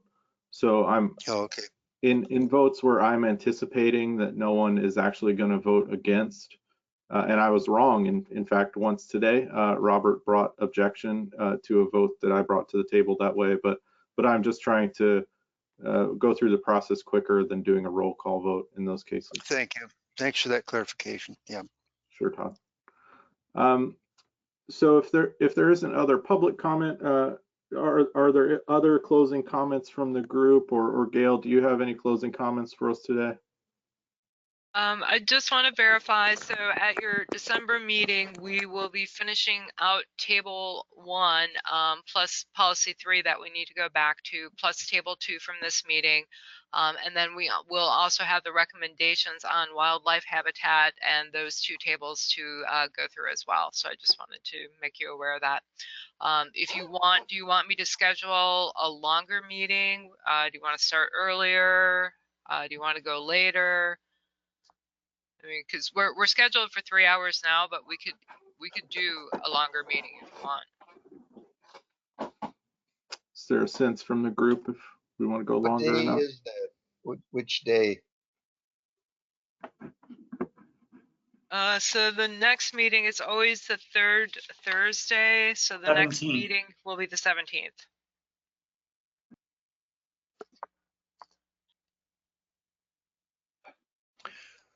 I would be willing to go a bit longer, and I would have a preference for starting earlier. The later in the day we get, the tireder my brain gets. I agree. Yeah. Okay, is there a suggested start time from the group, or Gail? What's can you give us a parameter on what the earliest reasonable start time for you on the 17th is? Yeah, so for me, it looks like I have a meeting from 10 to 11, and then from 11 on, I'm free. Okay, thank you. May I suggest we start at 11 and go, say, to 12:30, and then take a half an hour lunch break and then continue?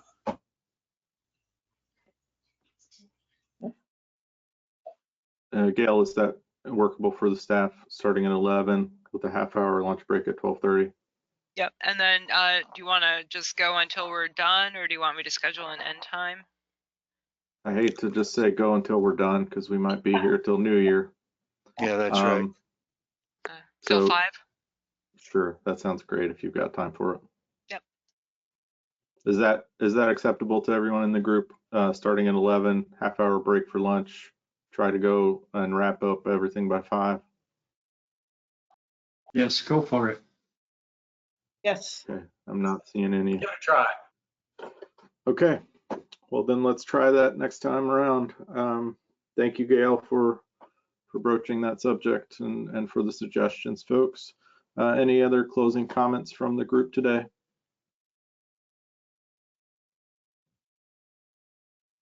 Thank you, I Andy. apologize for coming late.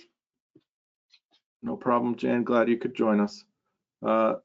Thank you to staff, to members of the public, and members of the committee for the meeting today. I think we got through a good amount of material, though we've got plenty to go. So thank you all for your input. Enjoy your Thanksgiving holiday. Thanks, you too, Andy.